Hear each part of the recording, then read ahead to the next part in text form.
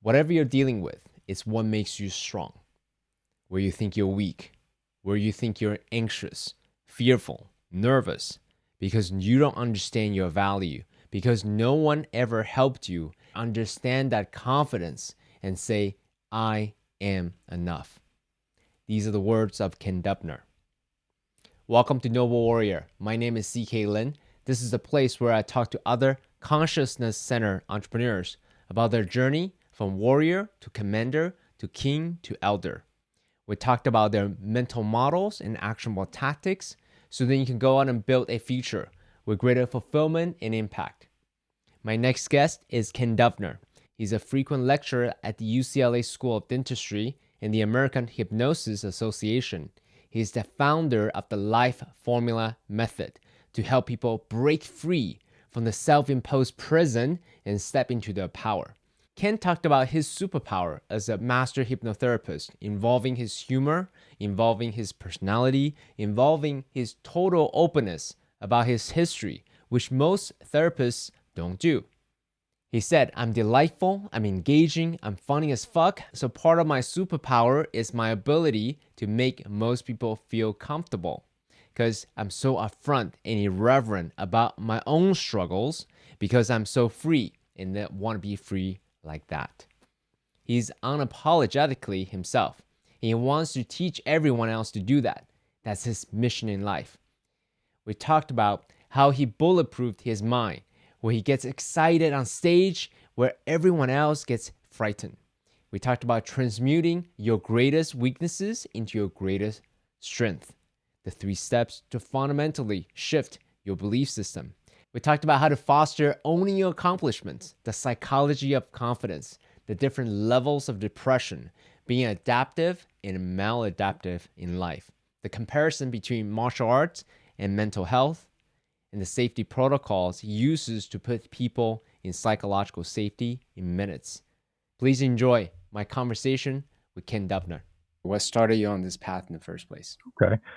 For me, I first understood the mind in a different way when I was young. And it goes back to an experience I had when I was, 7 or so. And we lived in an apartment on a hill, and the hill overlooked a street that was really busy. And there was like a 3-foot embankment and then the street. Since then, I went back and they've actually put up a fence there. But it's 1960s, 70s. They just had the, and you were in a busy street and you could just walk out.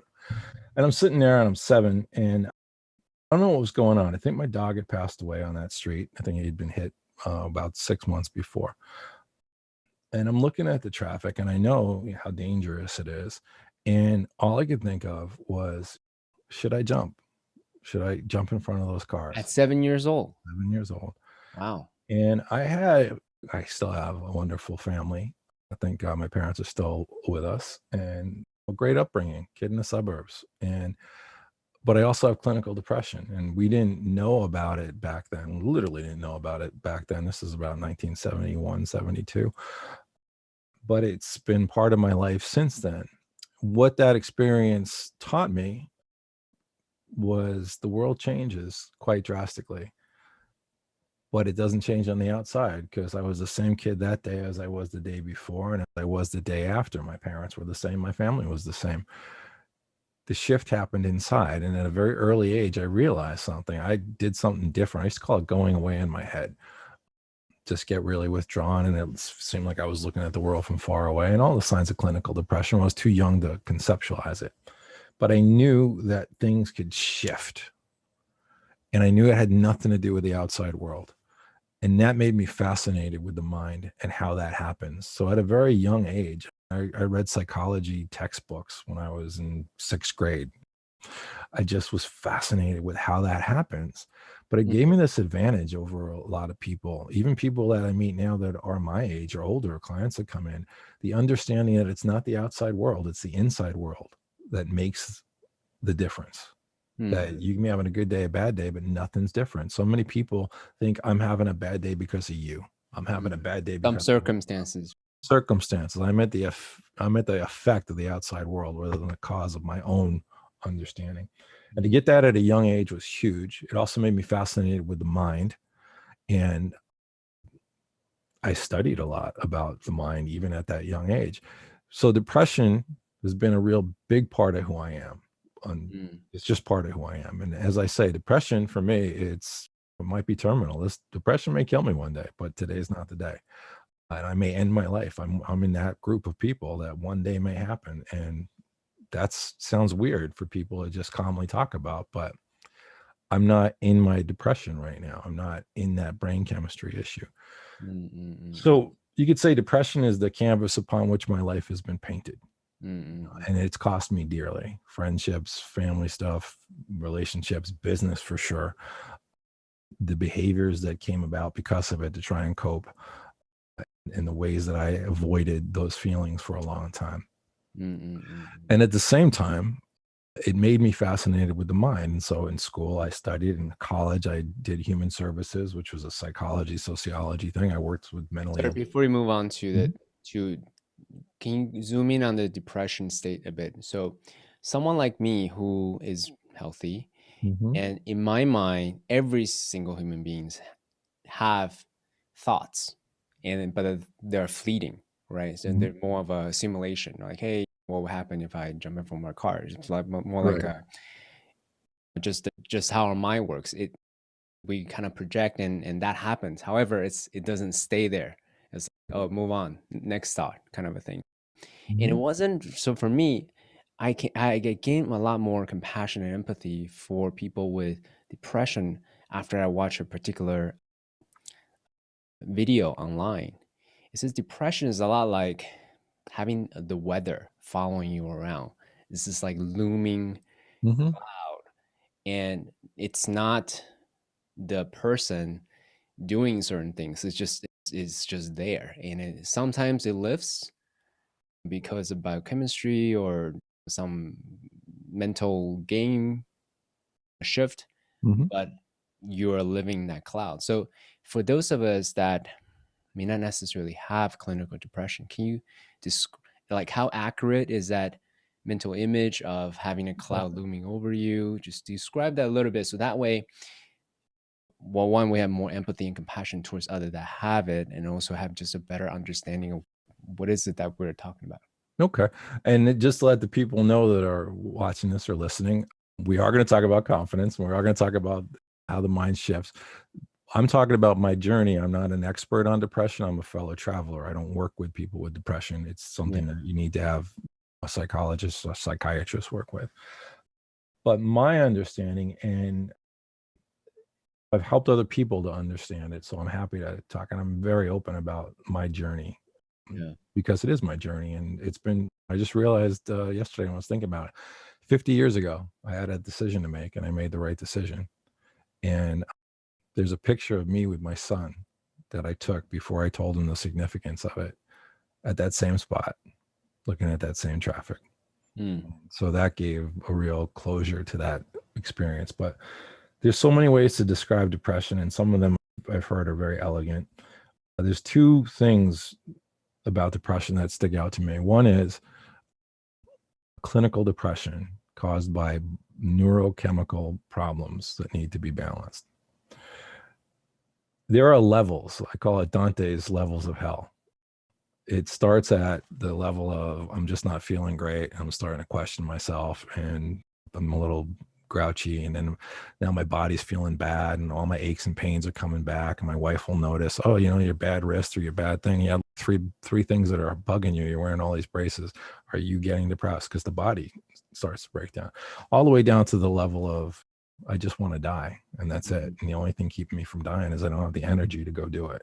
That's the lowest level. And at that level, you've convinced yourself the world's better off without you, Mhm. that you're a drain on everyone. And no matter what anyone says, you're not going to take it in. And at that point, I have my own terminology. So anyone who's dealing with depression, no offense, but I call it crazyville. I'm not crazy right now. When you're depressed in clinical depression, it's a mental illness. Mhm. It's not rational. It's not reasonable. Your brain is screaming at you to do something bad because you just want to get out of pain. The metaphor for me is depression is somewhere in the neighborhood, there's a van and it's driving around, and randomly, for no reason, it'll just come by and guys will jump out and throw me in the van and torture me for an indeterminate amount of time. Sometimes to the point I just want to die to get out of the pain. Sometimes to the point there's just taking me away from family and friends and doing what I want and everything in between. And then randomly they'll drop me back,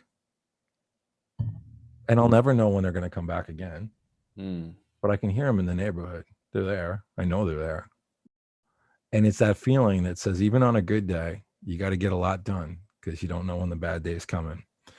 So that understanding, the feeling of it's not something I can fully control because it's my brain chemistry. I can have an effect on it. In fact, it's why I figured out this formula was how I build myself up again afterwards.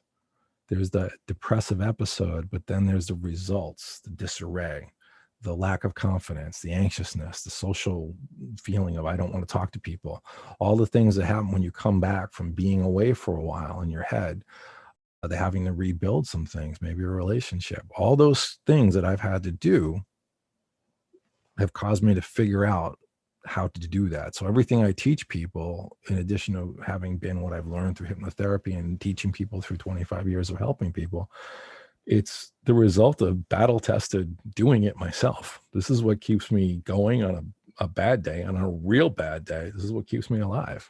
And so far, 50 years later, I'm still kicking. So I must be doing something right.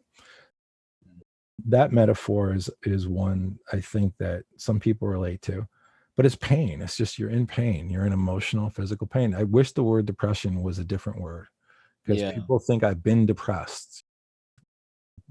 My family died. I am depressed. No, that's being depressed. That's not clinical depression. Has nothing to do with anything outside of yourself. You could win the lottery or everyone in your family could die and you feel exactly the same. That was one explanation I heard once.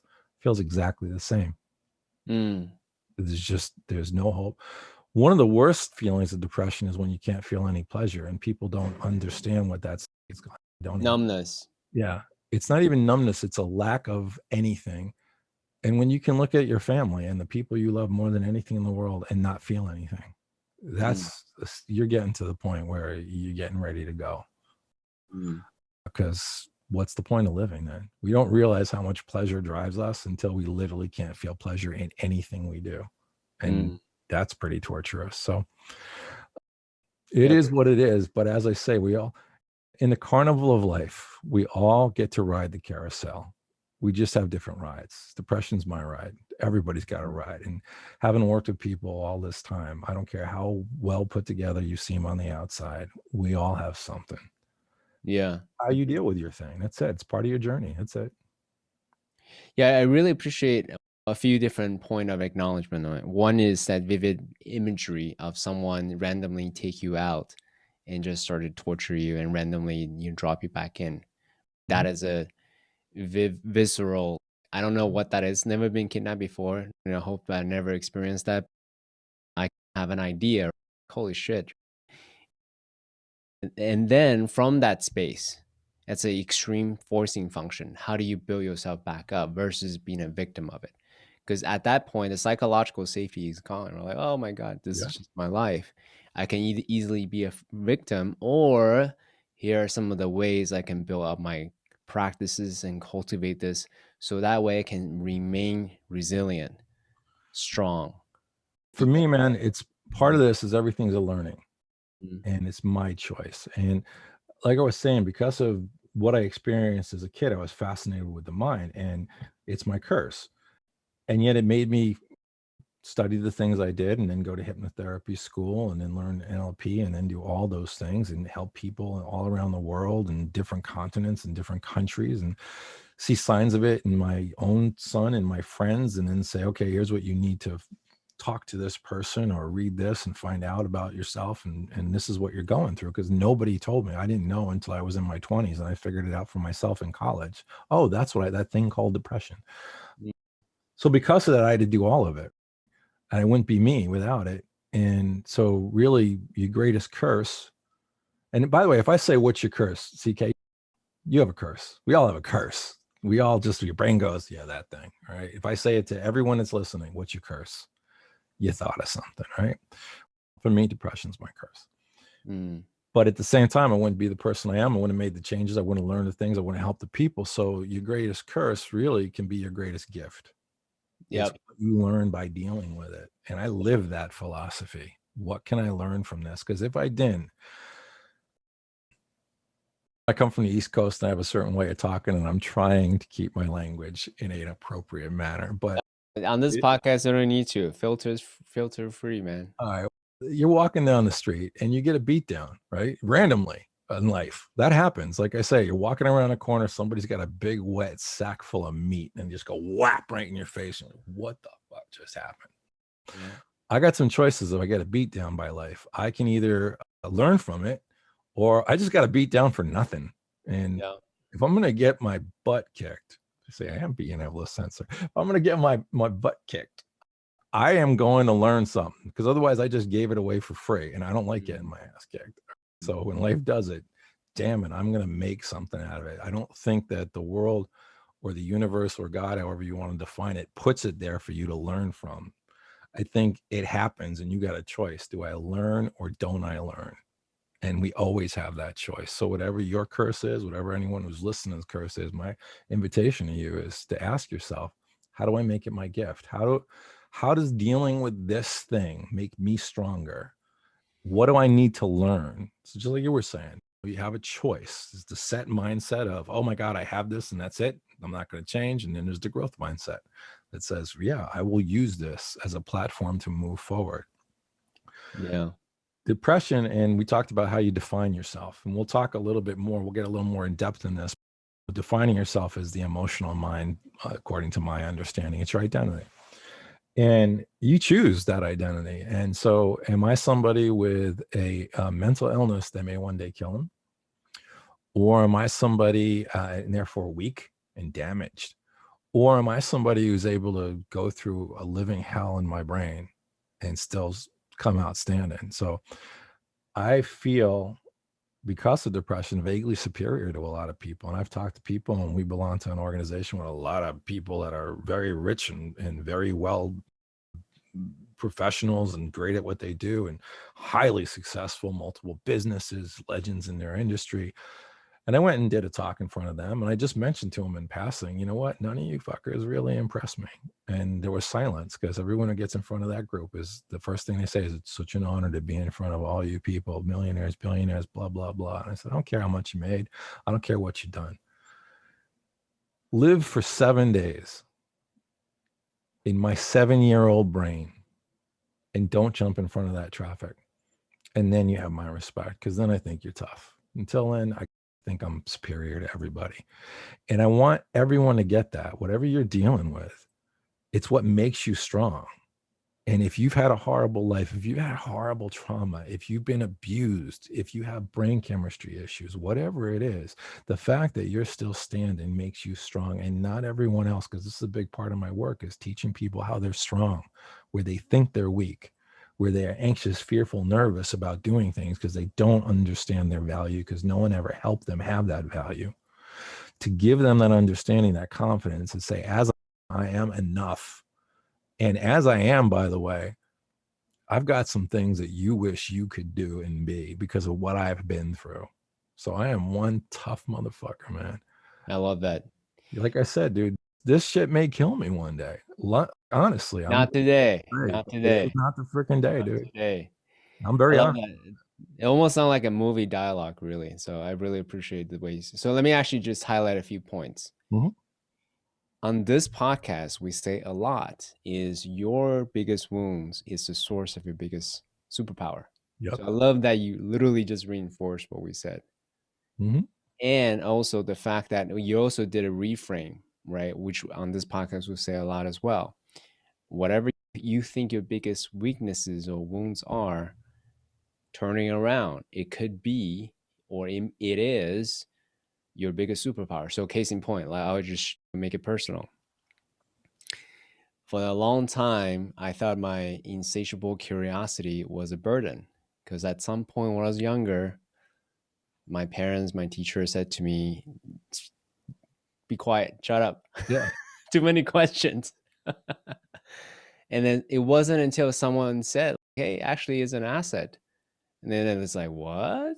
Like my whole world shifted. Like, Reframe the it shift. is it is a huge asset. You're right. And who would I be as a podcaster if not my curiosity about human beings and their life stories?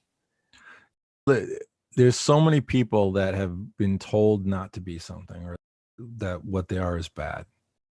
And that comes down to identity. We learn that when we're young, we don't question it, and then we build a worldview around it. And an example that I can give you is people with ADD, or ADHD.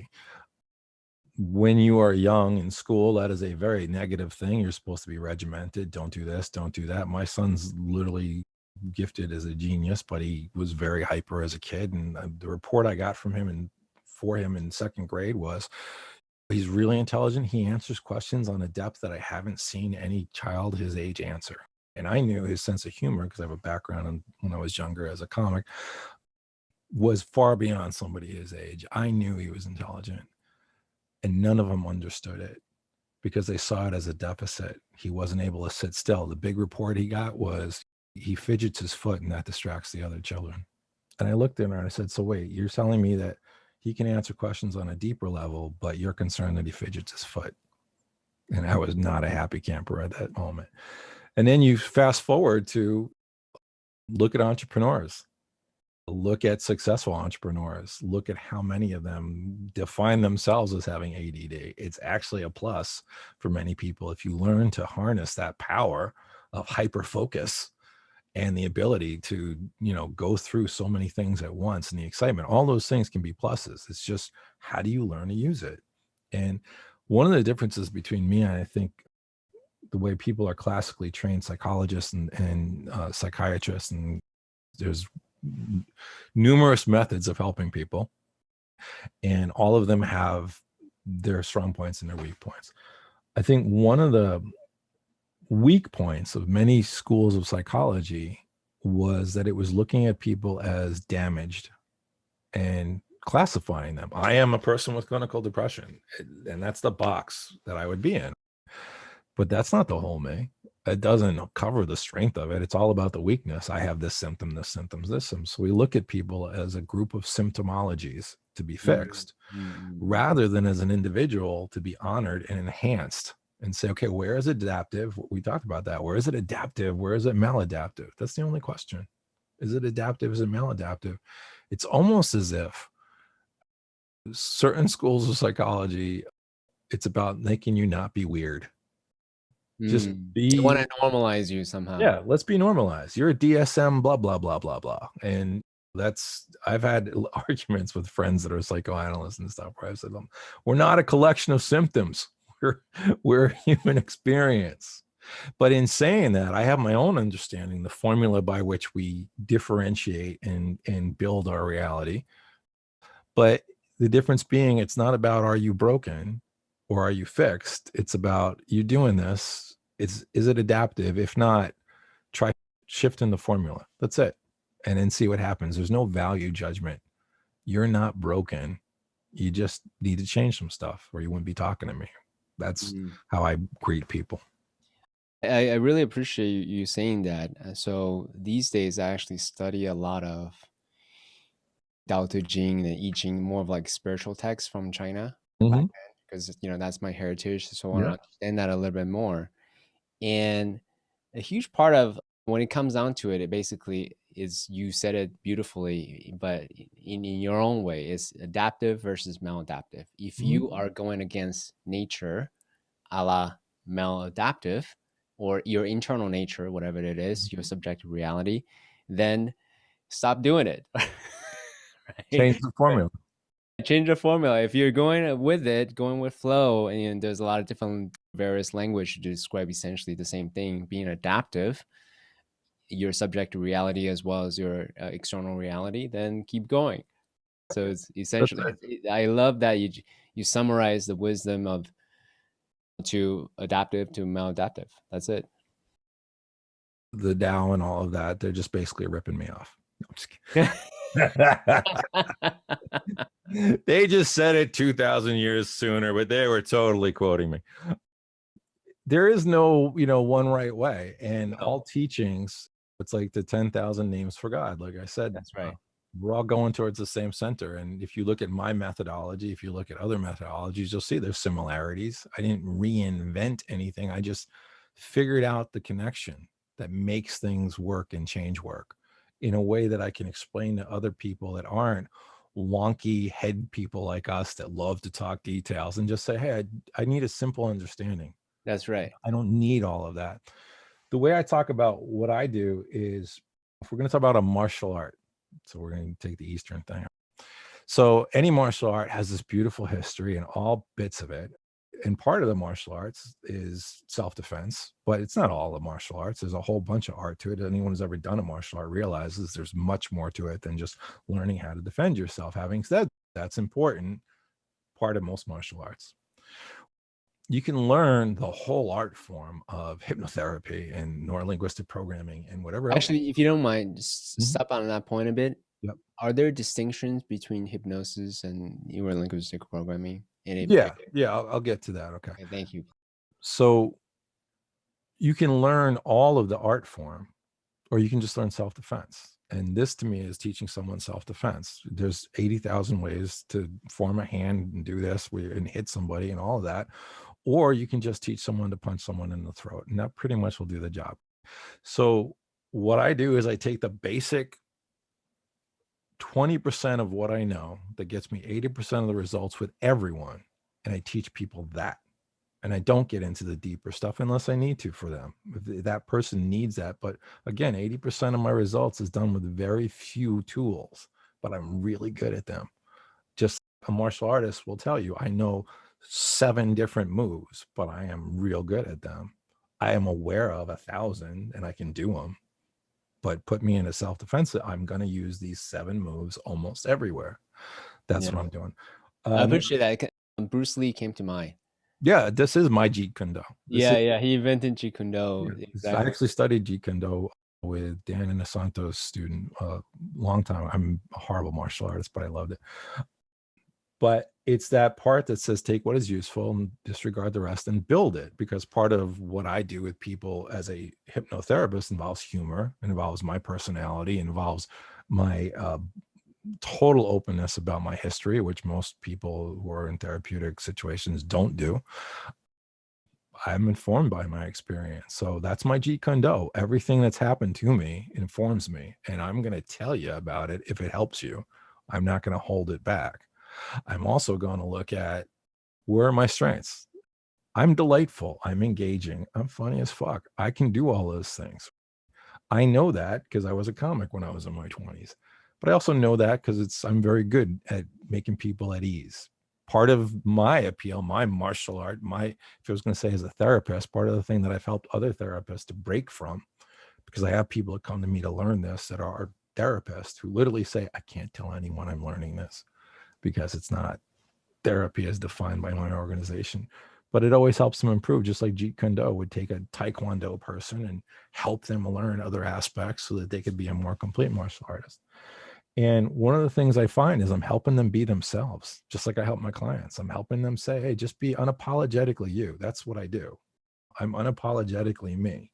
And I want to teach everyone else to be that. That's my goal in life. When you talked about the martial arts, the NLP versus hypnosis, how it goes is hypnotherapy. It's ancient understanding. They were doing sleep temples in ancient Rome and Greece.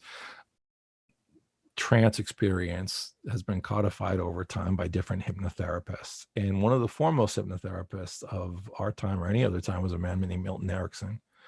And what happened was these 2 men, Endler and Grinder, went to study with him, and Virginia Satir was a family therapist, and Fritz Perls was another therapist, and that they figured out how they got their results.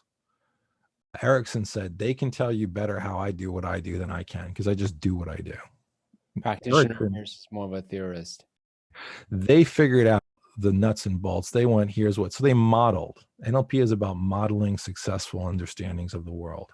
They modeled how that hypnotherapist did that. And then they taught other therapists, if you do these things, you tend to move towards what this guy is doing, what this woman's doing. And so it's built into a whole bunch of understandings, but basically it's about modeling human excellence. Hypnotherapy is one of the things they modeled. And so there's a lot of similarities, a lot of crossover. Any good NLP person is doing hypnosis in my mind, because it reaches a certain point where they're in trance. And once you're in trance, which is an internally focused state, not externally focused awareness, as most people define it for therapy, you're in trance. It's just a different name. Think about it all as just variations. It's all martial arts to me. I hate the only problem martial arts, people get that connotation of combative, and it's not about that. It's a self-awareness. Having said that, and you'll get this, I don't know if you're old enough to really get it though. In the 70s, when Bruce Lee was a big thing, there was a thing where if I went to this school and you went to that school, my school's better. I do white crane, I do praying mantis, and that's really going to kick butt on white crane. And then we found mixed martial arts proved that some things worked and some things didn't in those situations. And then they came up with a general kind of thing that had a lot less techniques, but they were really effective for that combat. Sound familiar? So with that understanding, there's a lot of things, and hypnosis has changed a lot because of the internet. When I learned it, there was literally 50 pages, and I'm talking no pictures, anything on the internet having to do with hypnosis. And I know it because I went on web crawler, which was the only thing you could get on the net, I believe, back then, to search things, and read all 50 pages and printed them out. And that was at 50 pages. I don't mean website, pages of material that you could read. That was where I was when I started. Now you can literally watch hypnosis all day, all night, never run out of material, just on YouTube. Now, is it all good? Is it all well done? No. When I'm teaching hypnotherapists, I teach them how to figure out what the right methodology is, so they can look at somebody and say, okay, that technique, this one, oh, that's right on. But back then it was, my school of hypnosis is better than your school of hypnosis. It wasn't even my form of therapy. And what I used to say is, it's my Kung Fu stronger than your Kung Fu. Yep. But now we're all mixed martial artists. And if you come to me with a different system, my first thought is, what can I learn from this? What can I lift? I say it a lot. What can I lift from what you're doing? I'll totally lift it, because if it's effective, I'm going to use it. I'm going to teach people it.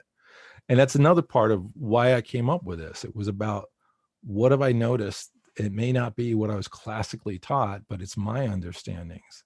It's little licks I've picked up. So let me tell you this real quick, and then we can please, let's get into the mental model.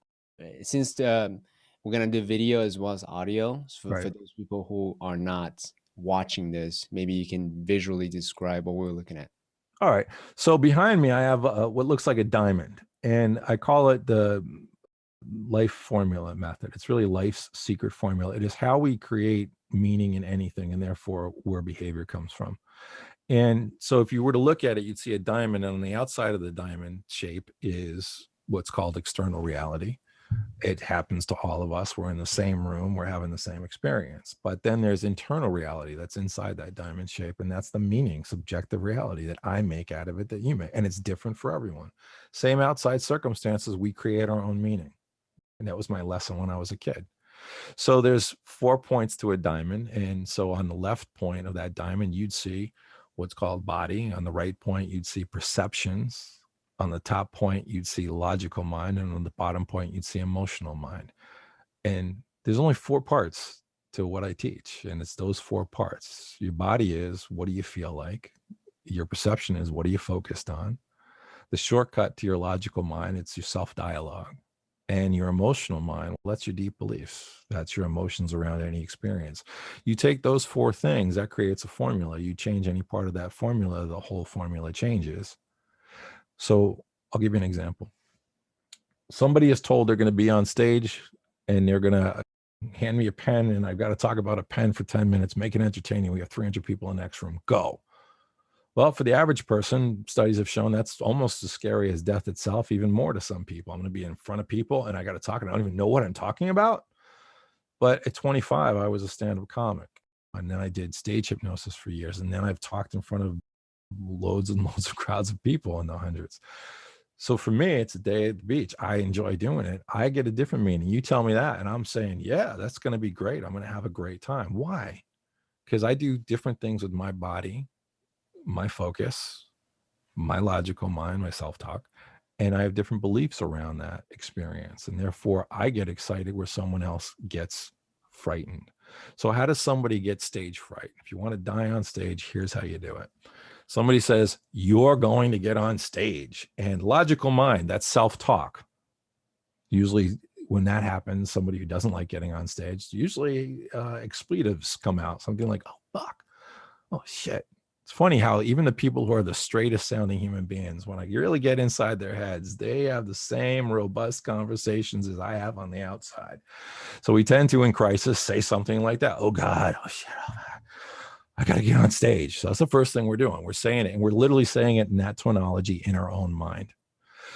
Next thing, body, what happens? They tend to tighten up. Their shoulders go up like they're going to get attacked. They start breathing in their upper chest. Their throat gets tight. You can literally hear it. Their blood rate goes up. All the things that put you in fight or flight. Perceptions, what they're focused on. They're probably getting a picture of all these people staring at them with their arms crossed. Look at them. What are you even talking about? And they're seeing it through their eyes as if they're rehearsing feeling crappy. And then we're getting to beliefs, and a belief that you might have been gifted as a youth is, hey, CK, nobody wants to hear what you say. So why are you the one talking? How important do you think you are? Or in our family, we're not. That's what entertainers do. We don't do that. We're doctors, or whatever message you got, you built, because the emotional mind, we'll get into a little later, was built as a child. All right. But the meaning that you get about who you are, what's appropriate, all these things will be part of this. And the meaning you'll probably get is, I'm not a speaker. That's not part of my identity. No one wants to hear what I have to say. They're all going to notice that my clothes suck, or I have a bad haircut, or whatever. It's all going to go around in a loop. That's going to make me more tense. I'm going to have more robust conversation. I'm going to see these people even bigger, larger, more of them saying, you suck, or whatever your brain wants to focus on and pretend is real. You tell me I'm going to get on stage. Here's what I say. Yeah. In my head, I get excited. In fact, I get so excited because excitement and anxiety feel the same physically. I get so excited that I have to chill myself out because I don't want to burn the adrenaline before I get on stage, because I am ready to go, because I have, in my mind, I'm focused on all the experiences I've ever had, and I'm watching Ken killing it in front of people, whether it's making them laugh, whether it's teaching them, whether it's doing a hypnosis show, whether it's taking a group through hypnosis. And then I step into the afterwards where people have walked up to me years later and said, I saw you 4 years ago. You did a talk. I just wanted to tell you it changed my life. That's what I see when you tell me I'm going to get on stage. Whose life am I changing right now is another thing I might say to myself. Another thing I might say is cha-ching, because frankly, I have a great connotation when I get on stage. I usually end up making money from it. So that's not bad either. So all these meanings are there for me. But one of the real meanings is, at my basis, I'm an entertainer. And when I'm on stage, I'm bulletproof. I've been on stage with fever. I've been on stage with a spider bite. It should have been in the emergency room. I've been on stage when people started fighting in the crowd. I've been on stage when a biker wanted to kick my ass. This is back when I was a comic. I've been on stage when someone winged a beer at me and I winged one back. This is, again, when I was a comic. I don't do that now. But I've had people in the audience literally have to have the EMTs come and take them out while I'm trying to entertain a crowd. So that experience means I'm bulletproof on stage, man. You can't, nothing. In fact, I'm stronger on stage than off because I am larger than life. Take that belief system, take that whole formula, and I feel great. My subjective reality is this is going to be wonderful. The person who's the civilian who doesn't do this for a living and doesn't know about these things and do it, they're in abject terror, because their formula leads them there. Their meaning they make of it is different. So it's going to translate, by the way, when you're on stage. By the way, when you're in flow, here's a funny thing. We don't tend to talk to ourselves. And when you're in trance, we don't tend to talk to ourselves. We don't tend to have that internal dialogue. So I'm going to get a little more into all the pieces. The body piece, it's what do you feel? Is the shortcut, but it's all the things that you can feel and how it's affected. 1, brain chemistry. All right. 2, are you on drugs? Are you tired? Do you have allergies? All right. Those are all things that will affect how you feel. What's your posture? How are you breathing? That's going to affect how you feel. Are you healthy? Are you eating right? That's all going to affect how you feel. And that's all going to color some things and be part of your formula. 2, perceptions, focus. What are you focused on and how are you focusing? In any situation, There's different things you can focus on. Anthony Robbins and many people use the metaphor of the room with a flashlight. Or Anthony Robbins, I think, talks about it. You're at a party with a camera and you're looking at this part of the party and it's going and everyone's having a good time, but you're looking at this part of the camera. And if you just film this part, you're seeing the guy sitting by himself looking really bored. Which party are you at? It's the same party. It's what are you focused on, right? Also, how you focus, because there's a lot of variations. You can play with what your perceptions do. You can change things. People think the way I imagine things is just the way I imagine things. No, you can imagine them all different ways. And we're always imagining. We just think it's real because the emotional mind doesn't know the difference. You imagine something lushly enough, it's real to you. So there's variations on how you can focus, on things you can do. NLP talks a lot about that, submodalities and such. The logical mind, I call it that facetiously because it's not really logical. It's just there to justify what the emotional mind has decided. And the emotional mind, and that's the bottom of the diamond if you're not watching, that's what really affects the base of everything. The emotional mind is something that was created in your childhood. It is not logical. It is not linear at all. The logical mind just exists to justify what the emotional mind. You buy with emotion, you justify with logic. My metaphor would be we're all little kids, that's the emotional mind, in big kid bodies, using big kid words, that's the logical mind, to impress the other little kids in big kid bodies. But when we get down to it, we're all little kids. And if you're listening to this and you can get that understanding of that we, you, me, everybody, no matter how intelligent we can sound, no matter how much we're good at our subject, no matter how skilled we are, just a bunch of little kids in big kid bodies. And we're all working out childhood. That's it. The logical mind tends to fool us because we're talking in our head, and that's the part of us that can be really well modulated. So the difference between the logical and emotional mind is someone will come to me and they'll say, Ken, I'm feeling anxious and I'm lacking a little confidence. Say it like that, like a grown up. And I'm a titan of my industry, but right now they're downsizing. I think I'm probably going to lose my position. And well, of course, my wife hasn't talked to me in 3 years and she's divorcing me. And my kids, they don't even speak to me. And also DSM, my psychologist, and so I've said I've got this issue with. What's DSM again? DSM is it's the manual by which they figure out how you're fucked up. I see. I have no idea what that is. Okay. So it's how psychiatrists will define somebody who has depression or an anxiety disorder. They'll say it has all these aspects to it. And the DSM-4 was the fourth version. I think it might even be DSM-5 by now. It's what a lot of Diagnostic and Statistical Manual. Is that right? Right. Okay. Right. The problem with the DSM is if you looked at the DSM in the 1960s, gay people were considered mentally ill. So evidently some things they got wrong and then they update it. And that makes me wonder how many things did they get wrong in this edition? Because again, it's kind of society's judgment on what is normal.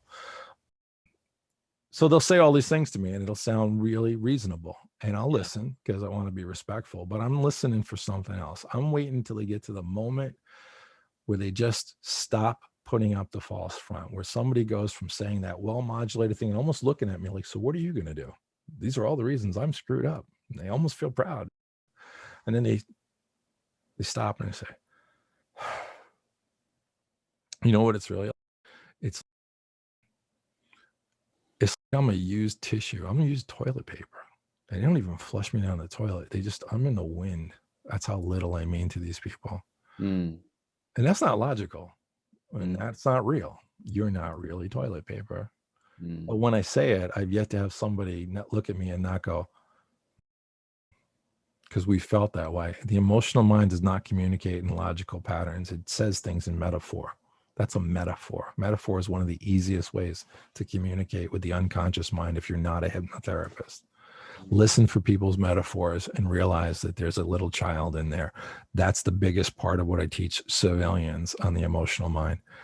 So you have 4 different ways of changing a formula. Change any part, the formula must change. So let me give you an example of that.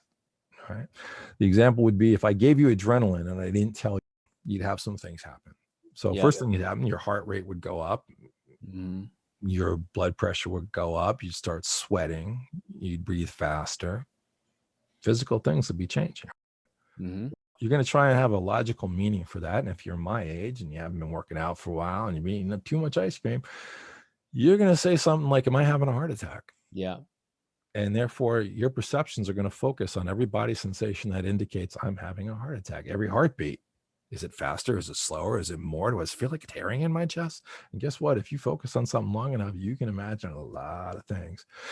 When that's happening, you're going to bring up beliefs that you have about your own mortality. And it might be heart attacks run in our family. My uncle Bob died of a heart attack when he was younger than me, or, My classmates of the same age, so my and so. Yeah. yeah, exactly. Or even more arcane, deeply embedded. Hey, you know what? When I was 7, my mom said, if you keep eating ice cream like that, one day you're going to die of Mm, a heart attack. And that's mm, there embedded in my unconscious mind. It's there.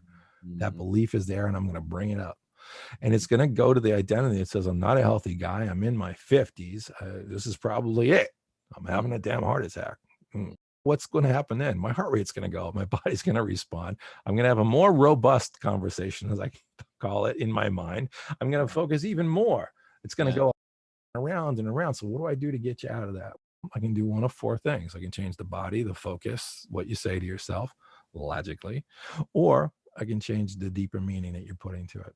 So I could give you anti-adrenaline, not tell you a thing, and then your heart rate chills out. And eventually you stop saying I'm having a heart attack and you say something like, whew, I must have just had a panic attack. You give it a meaning. You stop Mm, monitoring every heartbeat you have and you get back to focusing on whatever the heck you're focused on in your normal life. And you get to a belief system that says, wait, either I dodged a bullet, I'm lucky, or maybe I'll live forever, or maybe your belief shifts slightly and you go, you know what, maybe less ice cream. That was a bad experience. But regardless, that one shift shifts the formula and then you're calm. You're not having a heart attack. I could do that. I could tell you, hey, CK, I slipped you adrenaline and I didn't tell you. And you'd think, oh, you scamp. You mm, drugged me.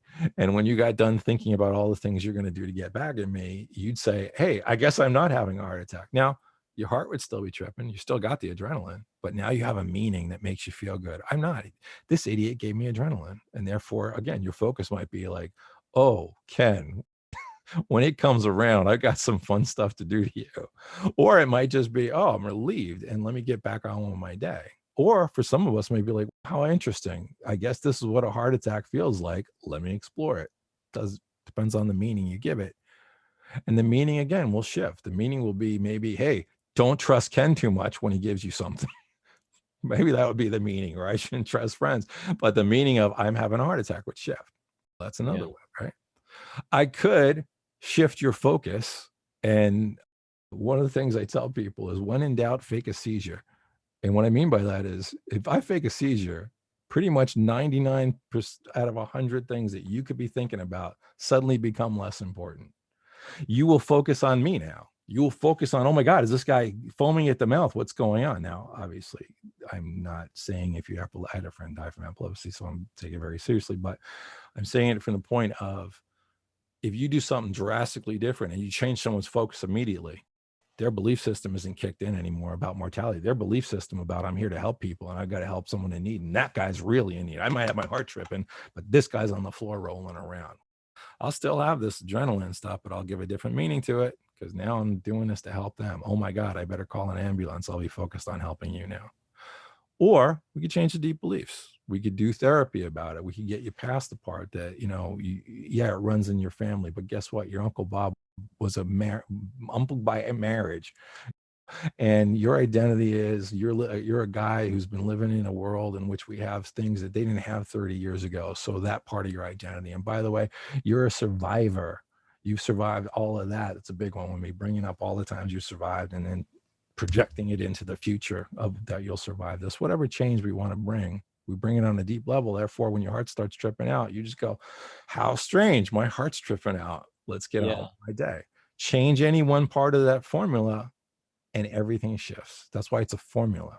I see. So let's actually, because you merge the self Mhm. scenario as well as the facilitator scenario together. So let's actually unpack that, bringing up the person who's petrified of about to go into give a public speech as an Mhm. example. Let's say if they're by themselves, they know your formula.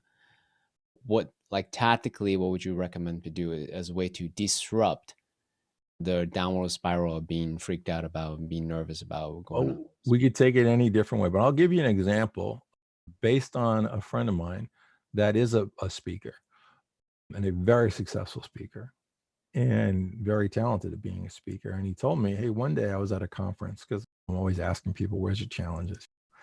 So one day I was at a conference and I was going to go up and I knew I was going to do a great job. I'm great in front of a crowd. And he said, but then I realized that the two guys that were on before me were from Harvard. They had studied at Harvard, and I never studied at an Ivy League school, and I always felt a little less than. And I felt like, if they're going to be from Harvard and they're talking, what can I add to it? These people are going to know. So the formula he got into was, let's focus on the fact that they're on Harvard. Let's say to myself something like, they must know more than me. They're more important, or people are more interested. Let's take it to the level of identity that says, because I didn't go to an Ivy League school, someone who did is superior to me. Mm-hmm. And therefore, let's get nervous when I don't usually get nervous in front of a crowd, because that's what they're like. It was weird. I was getting flop sweat, and I couldn't understand it. And I said, let me give you a different formula next time you're in front of those people. One, how about this? We'll start with focus. How about you focus on seeing all the times and watching that guy, literally watching yourself as if you're watching another person objectively, because we step out of ourselves, we step out of our emotions. Watch that guy killing it over the years. Mm-hmm. I said, hey, by the way, I've had people tell me I changed their lives years after seeing me on stage. Have you had that? He goes, oh, yeah. I go, what if you focused on that? And all the times people have said it, and see him in front of you. The people literally cried and said, my God, that talk that you gave 3 years, something shifted in me. And already he was starting to sit up straighter. Mm-hmm. I said, how about this? Why don't we take the belief that says, I am a speaker and I am one of the best there is, because you know you're one of the best there is. How about we go with the belief that says, I am someone who adds value to every group I talk to? How about we do that? How about we work that belief a little bit? How about we work the belief that says book learning ain't everything, because talent has something to do with being on stage? Okay. I said, how about we take that anxiety and flop sweat and instead make it more of a kind of, and if you were watching me, you'd see I'm starting to rock, like I'm getting my energy up. Make it in more of that excitement, because we give meaning to body sensations. Make it excitement. Or how about if we just breathe? And I showed him a quick breathing technique and how to drop his shoulders and take himself out of fight or flight. And the final piece, the piece that got him just smiling. And I said, right before you go on stage, you're going to say something to yourself. And he goes, what's that? I said, you're going to say, fuck Harvard. And every time every time I say it to him, he smiles, Harvard. And That's he funny. just sat up straighter. And he was just like, yeah, man, fuck Harvard. And that formula shifted. And now when he thinks about, if I'm going to follow somebody from an Ivy League university, he gets a grin on his face, because he looks at me, he goes, fuck Harvard. Yeah. Because Harvard doesn't teach you to be a great speaker. Being a great speaker teaches you to be a great speaker. So I shifted his formula, and it happened. I can do it real quick. I do the take apart real quick with people and do a little adjustment. That's the easiest part for me, because I'm really familiar with this. In doing therapeutic things with other people and teaching them a deeper level of understanding, that's where the rubber meets the road. So I gave them that. The test is, hey, when you think about it, are you still anxious? Nope. I'm really excited. I basically want to buck up those Harvard boys and show them. Yeah, who's Community boss? college, and I'm going to kick their ass. Whatever his meaning, it changed quite a bit for him. Yeah. And then the part about saying, okay, where did these beliefs come from? Maybe we need to shift some of that. Maybe you were told you were less than. Maybe there's a thing that's causing you, and the same thing that's causing you not to value yourself on stage, even though it's so obvious that you have value, is causing you not to value yourself enough in a relationship, to create boundaries that are right for you, to have requirements for how you get treated. This is what runs the show, the emotional mind, the beliefs that you were given, and they're gifts that you were given, whether they're good gifts or not. They were adaptive when you were a kid, by the way. When you were taught something as a child, you were taught it by the people that were like the gods, the adults, the ones who fed you and kept you safe. And therefore you had to do it, because these are the people that keep me safe. And if they tell me in my family, shut up and sit down, you're a kid, a part of me is going to take in, maybe I need to shut up and sit down all the time. Yeah. Some people never get the update, right? No longer the kid. And most people never examine the belief itself and say, you know what? I don't think that was right to say to a kid. That kid was great. He had energy. He was enthusiastic. Maybe that parent was going through some stress, and they Yeah. don't examine the beliefs and change them. They don't get the update. So when we get into the emotional mind part, that's where the deeper change happens. But the cool thing about the formula is I can teach you simple tools to help change parts of it. I can Yeah. teach you how to breathe, calm yourself, take you out of fight or flight, the posture to have to feel more confident. I can teach you some very simple ways to change your focus and what to focus on and how you focus to take you out of the emotional state into a more objective state. I can show you how to change how you talk to yourself. I can teach Yeah. you to cheat on that logical level part, because the one thing you don't try and do is out logic yourself. You ever have that argument in your mind? You can't win an argument in your mind. You can't sit there and logic it out. I should do this. I don't know. Maybe I should do this. It's like playing Right. chess with yourself, right? So you don't directly try logic against logic. There's ways to play the game around it and not be linear. And then by doing those three things, you're going to shift emotionally. If you Yeah. just did those three things, you're going to shift emotionally. But if I'm working with you on shifting those emotions at the same time, it's much more powerful. And that's why this formula was born. As a hypnotherapist, I would work with the emotional mind. Right. And Yeah. there's a little crossover between emotional mind, logical mind, and what hypnotherapists call the conscious and the unconscious. But Yep. it's not exactly. They're all paradigms. None of them really exist. It's just ways of understanding concepts. And as a hypnotherapist, it was all about the emotional mind. Because if we change that on a deep Yeah. level, then they're going to talk to themselves differently. They're going to focus differently. Their body's going to do different things. What I realized is, why not teach people tools and use it all together synergistically? No, I really appreciate the way you articulate it, and I really like the visual because Mhm. you put those three on top, and you Mhm. can literally just tactically do those things and shift the symptoms right away. You Right. get immediate payoff. You get some relief. Get You down, get get some some relief, get on stage, stability. thing, you right, learn in the process, like basically get you moving. Mhm. One of anyways, I want to get into reciting someone, but then you can work on, get curious about the deeper stuff, the root cause of like, Mhm. hey, why do I have this belief, or why do I have this identity, or why Well, do what I? belief would be better? Because there's looking at the past, and then there's looking towards the future. It might be sometimes I don't even deal with why they got the belief, although I like the metaphor of the inner child. It's just another metaphor. The Mm-hmm. brain accepts it. Once I say it, people go, "Oh yeah, I do have a little kid inside." I mean, they look at themselves differently. We tend to be more forgiving of a child, Mm-hmm. whether it's ourselves or someone else. We tend to not be as critical. And when we get into that understanding, it says, "Well, I am a little kid." It's moving forward. What do I want this little kid to believe? All right. Because guess what? You get to parent yourself when you're an adult. You didn't have a choice the first go around. You were given the environment, the messages. You're a grown ass human being now. It's your choice. That's what brings people to me to change. They've decided, I don't like what I was given for beliefs and understanding. It's not working for me. I want to change it, but I don't know how. So sometimes we delve into the past.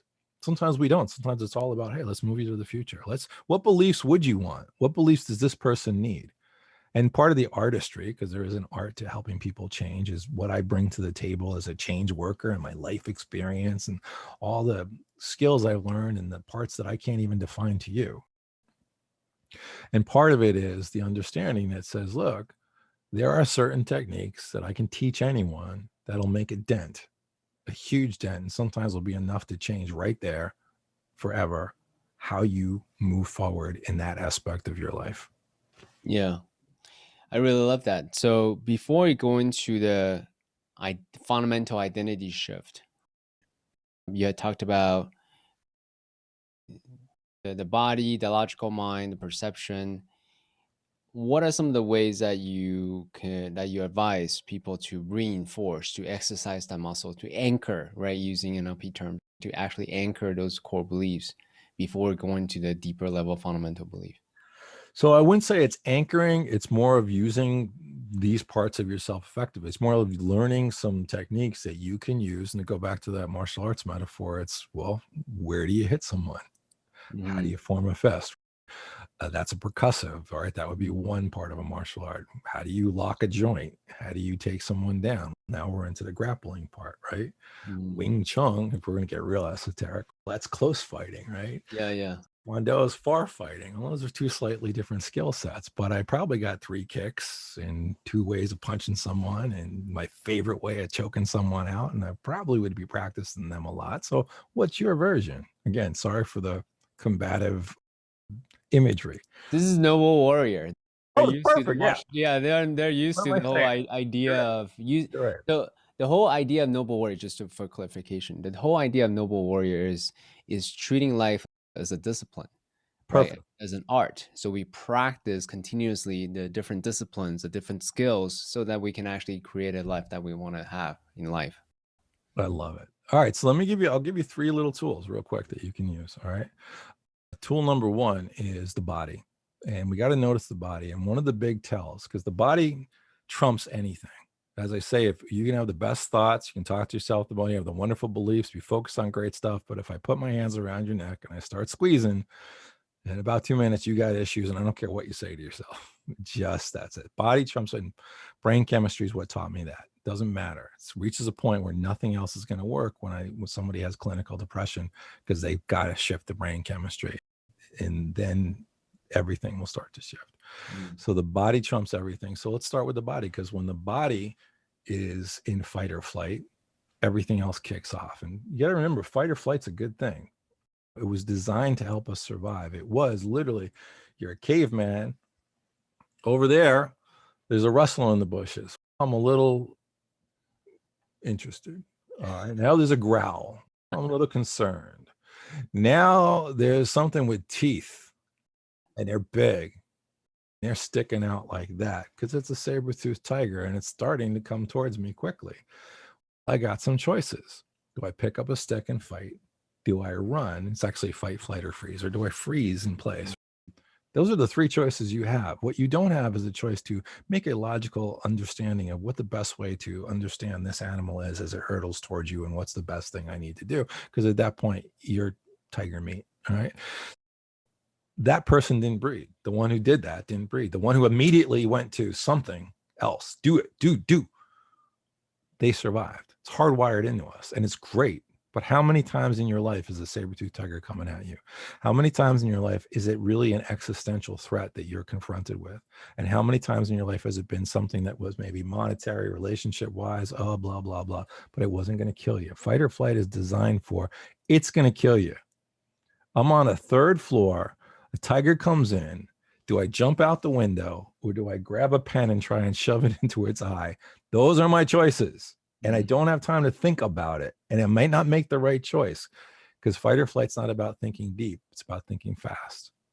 Actually think you're thinking deep, but studies have shown, Mark Goulston talks about, he's a mutual friend of ours, psychiatrist, amygdala hijack, and the fact that when that happens, you think you're thinking deep, but studies have shown your higher cortical functions, they're not really engaged. You want to quickly get out of pain. So body goes into fight or flight, a whole formula kicks off around it. So why not? Let's start with the body. So one of the things that happens, you go on fight or flight, shoulders go up. Why? I'm going to get attacked. This is just everyone. Watch people, by the way. Watch when their shoulders are here, and then watch when they relax. Because it's one of the ways I read people. How high is your shoulders compared to when I start talking to you, and you calm yourself, right? So why not drop your shoulders? Let your body know you're safe right now. Why not, instead of breathing up here, which is the chest, which is intercostal breathing, why not breathe down in the diaphragm, which is 2/3 of your lung capacity, which martial arts taught us, and I learned it from karate a long time before I learned any of this other stuff, how to breathe down to the belly, the tantien, the part 2 inches below your navel. I use that imagery with people of filling a balloon 2 inches below your navel. If you breathe down there, automatically you will drop out of fight or flight. Belly breathing is the quickest way to get out of fight or flight. And there's variations and ways to do it and all this subtleties to it. But if you breathe down in your belly and you drop your shoulders, you're going to start to calm yourself. Another thing I would tell you is this: in that situation, this thing I call the safety protocol. So I'll tell you what it is right now. I have a client look to the right and left, and I ask them, are they safe? And usually with first-time clients, they'll go, what? And I'll go, are you safe? And they'll go, yeah. And I go, no. Are you safe right now? Because I never want you to bullshit yourself. I want you to look around you and say, are you safe? Remember, clients come to me, they're anxious, they're nervous, they want confidence, they're in fight or flight. So it's become my specialty, taking people out of fight or flight. So they look around and they go, no, you have to understand something. I'm not talking to your logical mind. I'm talking to the little kid part of you. Are you safe right now? Do you need to do anything else? And I've had people go, oh, you know what? I feel better if you had the phone, because I do online work exclusively. I feel better if you had my friend's phone number in case something happens. Sure. Then I'll say, do you want me to have someone else's phone number? I've had people go, yeah, there's another phone number in case they're not there. I've had people go through their house 3 times to make sure all the doors are locked. And I just sit there and I go, sure. And then I say, are you safe? And they'll say, yes. I go, are you sure? Just check in with your feelings. Do you feel safe? Is there anything else you need to do? And when I get a congruent yes, here's what I'll tell them. If you are safe, close your eyes. And they close their eyes. And I get them to start breathing down in their belly. And I say, if you are safe, then you can tell yourself logically, I am safe. So how about when you breathe in, you are safe. Say it in your own mind. When you exhale, tell yourself, I am safe. Really, it's like setting up a mantra. But what am I doing? I'm distracting that logical mind that's japping away. I'm giving it something else to say while I'm calming the body. Then as a perceptual technique, while they're calm, while they're relaxed, while they're safe, I'll have them imagine stepping out of themselves. Because when we step away from ourselves, and I did not invent dissociating for positive purposes, Marcus Aurelius actually wrote about it 2,000 years ago. In order to be objective, you need to step out and view yourself and the world. So it's a big part of what I do is teaching people to be objective, to step out of themselves, to view. If you were to step out of that person, are they safe? Look around while telling yourself you're safe, while breathing calmly. Once I've done that, almost everyone is calm at that point. Almost everyone is like here. And then I might add some things for the emotional mind. I might get into some suggestions and things to reach that, because at that point they're in a receptive state. But I just teach them to do those 3 things. I call it the safety protocol. And once you learn to do it, it's pretty simple to take yourself from a level of being anxious and nervous and fearful. It's like an 8, and take yourself down to a 5 pretty quick. And as you practice it, you can get better and better at it. Body. Breathe, relax your shoulders, breathe down in your belly. Logical mind, you're safe, so let yourself know you're safe. I am safe. You are safe. And there's variations on how to say it and reasons for those variations. We don't need to get into all the details.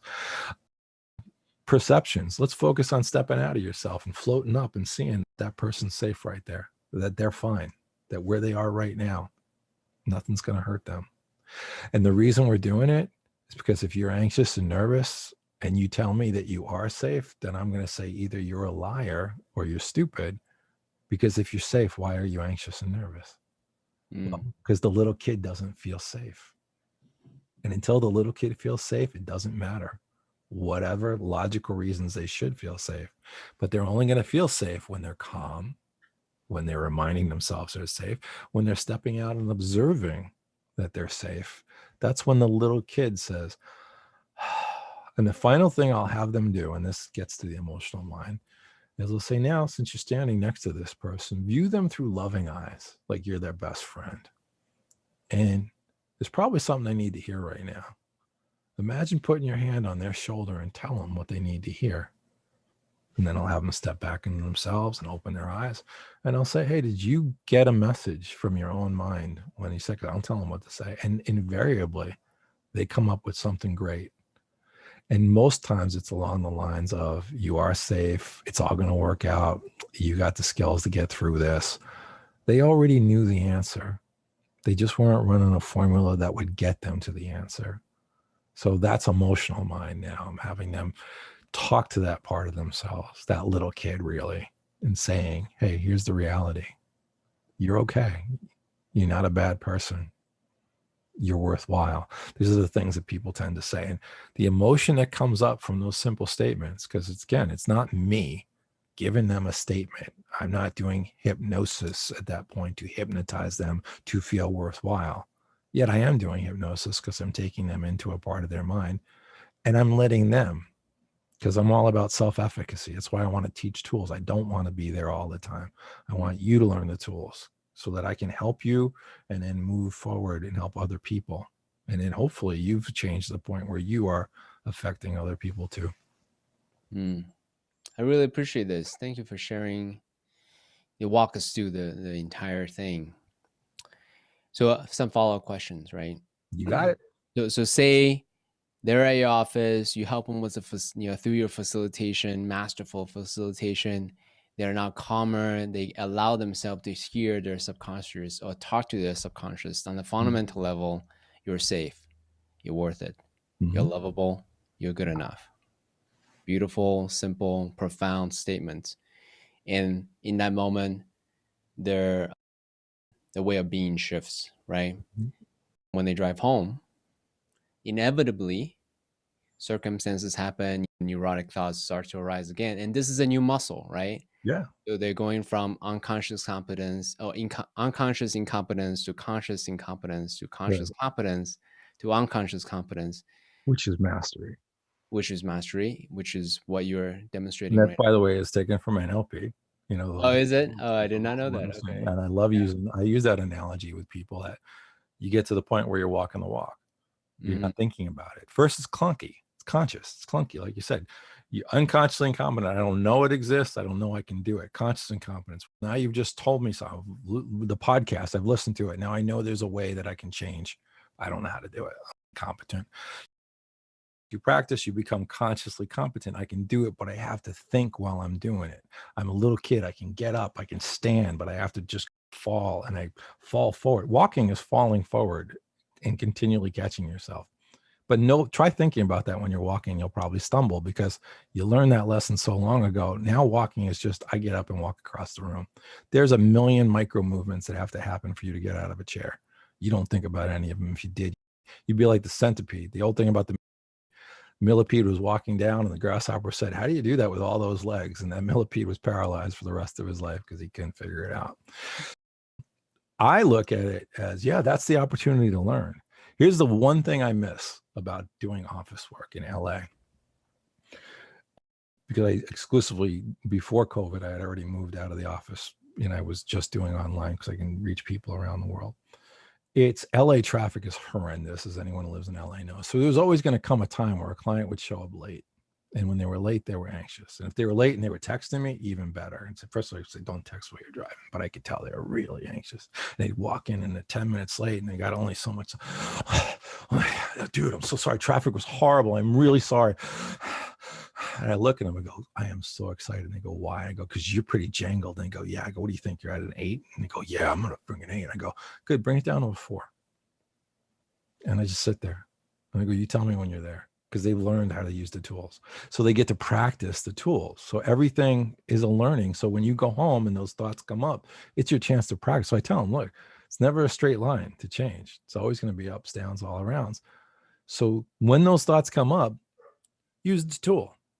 But with hypnosis, what we're also doing is we're changing the unconscious responses. We're changing the emotional mind. And to get a little bit into the hypnosis piece of it, the classical hypnosis understanding, you have a conscious mind, you have an unconscious mind. The conscious mind's that little 10% that you think runs the show, logic, reason, willpower, doesn't do a thing to change anything. The unconscious mind is where all the skill sets, everything you've ever learned, it's down there someplace, but it's not really accessible to your conscious. And there's a thing between it, a filter called the critical faculty. And that's the part that you filter through what I hear. And does it agree with what I believe? Not with what is true, but what I believe is true. If it does, it reinforces it. If it doesn't, I tend to reject it. Cognitive dissonance, right? We see that in the politics of today's world where close friends can start to hate each other because they're convinced, no, your side's bad. No, your side's bad. You hate America. No, you hate America, right? You both love America. You just have very different ideas of what that means. And let's try and figure that out. So when we go to that place of the unconscious mind, that's where we shift things, beliefs, and change. And the example I can give you is this. When I was first doing hypnosis 25 years ago, still exotic back then, even in LA. So if I met somebody and they had done hypnosis, I was thrilled. I'm learning that. Oh, cool. How did it work out for you? And I met this guy and he was, at that time, he was 50. So I don't know how old he is. I can do math. I guess he's 50. Yeah, he's 75 now if he's still around. And he goes, oh yeah, I did hypnosis. Did about 10 years ago. And I said, oh, cool. What'd you do it for? He goes, quit smoking. And I go, oh, wow. How much did you smoke? And he goes, oh, it was like 2 packs a day since I was like 10, man. I really was a heavy smoker. And I said, oh, cool. How did it work? And he goes, I don't think it really worked. And I was like, I was crestfallen. Oh my God, really? I'm studying this. It didn't work. And I go, so you still smoke? And he goes, no, I don't smoke anymore. And I go, really? What happened? He goes, one day I woke up and I realized this just doesn't work for me. And I go, wow, when did that happen? He goes, it's about 10 years ago. His brain didn't even register. And I have that happen. And any hypnotherapist can tell you it's frustrating when someone comes back and they report to you all the stuff that you helped them change has changed. And then they don't make the connection. So on that note, let me ask you this question. From one practitioner to another. Yes. So in my mind, transformation, there is a little bit of a lag, right? And then a lot of times it happens immediately, it feels good immediately, but the behavior change takes a little bit more time and a little bit more practice, a little bit more mastery for it to stick. So how do you, in your mind, in your mental model, how do you navigate the lag? Do you feel the ownership and the accomplishment of how you help contributed to their transformation that they desire? Or like, how do you navigate that? I'm curious. Well, when you're doing classical hypnosis, there is a lag. Some people have the hypno miracle. You did it once, now everything's shifted. For most people, it's a reinforcement, though. The shift is happening and it's changing. In other words, I smoked my whole life. It made sense. One day it didn't make sense anymore. And that's all I needed to know. And now I don't smoke anymore. That guy had the hypno miracle. He just didn't really understand it. And his conscious mind didn't want to know because deep down he believed nobody's going to change me. I changed myself. Right? So one is the understanding that, yeah, it's going to take time. When I work with people, I don't really do by the session anymore. I do it by a time frame. We're working together for this much time. I don't really care if I'm working with you for an hour a week, 2 hours a week, maybe 10 minutes in a week. It doesn't matter. I'm here to get you a result at this amount of time because it's going to take time to reinforce. But one of the big things I do is because I teach them basic tools up front, they have something to practice. So when they get that and they come back and go, oh, I was really anxious. I go, cool. Did you breathe? I didn't breathe. Okay, I sent you that breathing recording. It trains you on how to do it. It's actually hypnotic. I'm giving you the installation unconsciously of how to do it. That's up to you, man. If you want to do it, you'll get great results. If you don't, we'll slog through it up until maybe I tell you you're not a good match for me. But we can do it either way. Yeah. And usually people take the choice of, oh, I'll use it as a learning. So then the next time they're jagged, I'll report. I always say, hey, what's 3 good? The first thing I say is, give me 3 wins. And at first it's simple. Pretty quickly, it's the wins have to apply to why you're here and how you show up differently this week. This happened, and usually I do this, I did that. So this happened, and usually I start yelling at people because I'm freaking out and I've lost control. But this happened, and it was I started breathing, and I found I was calmer. This happened, and usually I say to myself, oh, they think they're trying to take advantage of me. They think I'm a punk. But this time I said to myself, oh, I don't care what they think. This happened, and usually I'm in my body feeling the feelings and getting angry and making these big pictures of somebody just totally taking advantage of me. But instead, this time, I stepped away from it all, and I realized it's just 2 people having a discussion. By the way, I go, when you did that, did you notice that your breathing shifted? And they go, oh, yeah. So this is what I'll tell people up front. I'll go, here's what's going to happen. Conscious is clunky. You have to think about it. I'm teaching you some skills. You have to think about it. I'm doing change work with you through hypnotherapy. I'm changing some deep things that you don't have to think about. They're just changing, but it's all working together. All right. Conscious is clunky when you're thinking about it. Eventually you're going to come in, and it happens every time, and I love when it happens. I go, I'm telling you this right now. Within 2-3 months, you're going to come in and you're going to forget I told you this, because here's what's going to happen. You're going to go, Ken, I'm going to say, give me 3 wins. Here's a win. My boss started yelling at me, and usually I get really upset, but I got really calm, and I was able to say, you know what, that's not appropriate. And I go, wow, what happened? And you'll say something like, I don't know. He's just yelling at me. And I took a deep breath, and I said to myself, what's he going to do? I'm good at this. And I just could see that guy is out of control, and this guy needs to be calm. I felt calm. And I'll say to you, wait, do you mean that person was yelling and you stopped, you breathed, you said something different in your logical mind in a different way, You changed the focus to stepping out and seeing it from a different perspective that allowed you, and therefore you felt emotionally calm. And while I'm doing it, I do the little hand point because I always have the formula behind me on the wall. And I get the sheepish grin of, oh yeah, I did do that, didn't I? Because that's when it's real. That's when I'm excited. I'm not as excited when they say I used this and I did that. I'm excited when they forget that they did any of it. Report I I did see. different. Because that's unconscious competence. That's now they're walking through life differently. Now the wins are, I reacted this way. At first, the wins are, I breathed.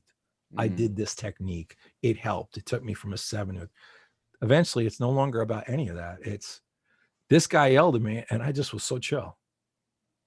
And that's all on a conscious level. I used to smoke cigarettes and then it stopped making sense. Well, that whole formula changed. But you don't need eventually to be consciously aware of any of it, just like you're not consciously aware of how you walk across a room or how you get nervous at the moment.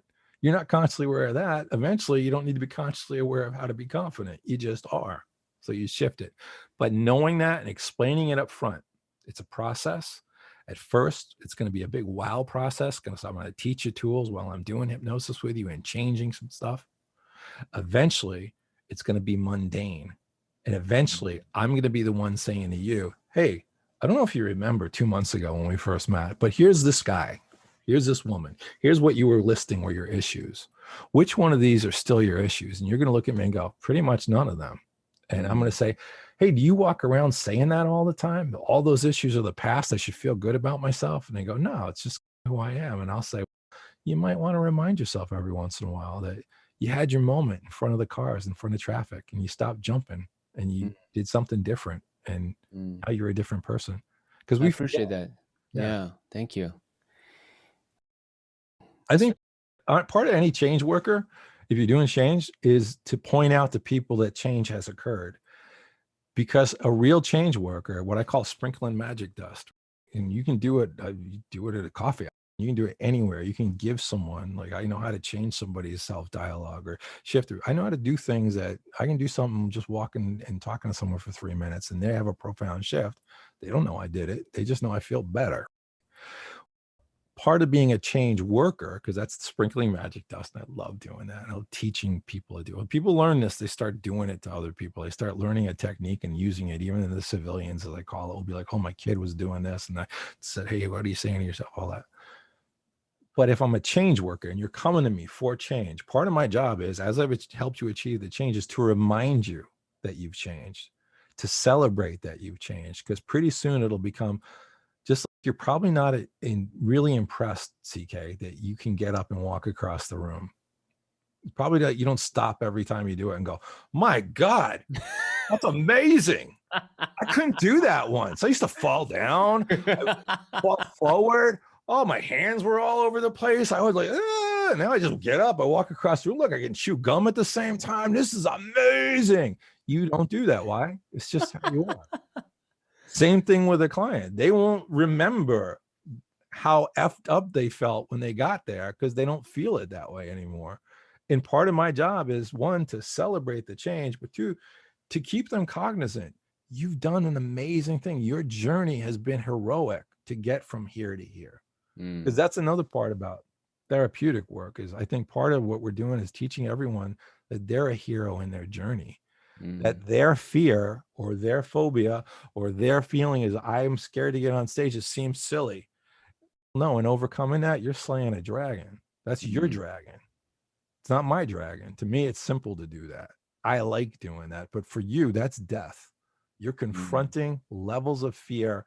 I would have to take a gun. It's one reason I love working with performers, by the way, is because, like I say, to get you nervous, if you have stage fright, I would literally have to get you that nervous, take a gun and shoot it right past your head.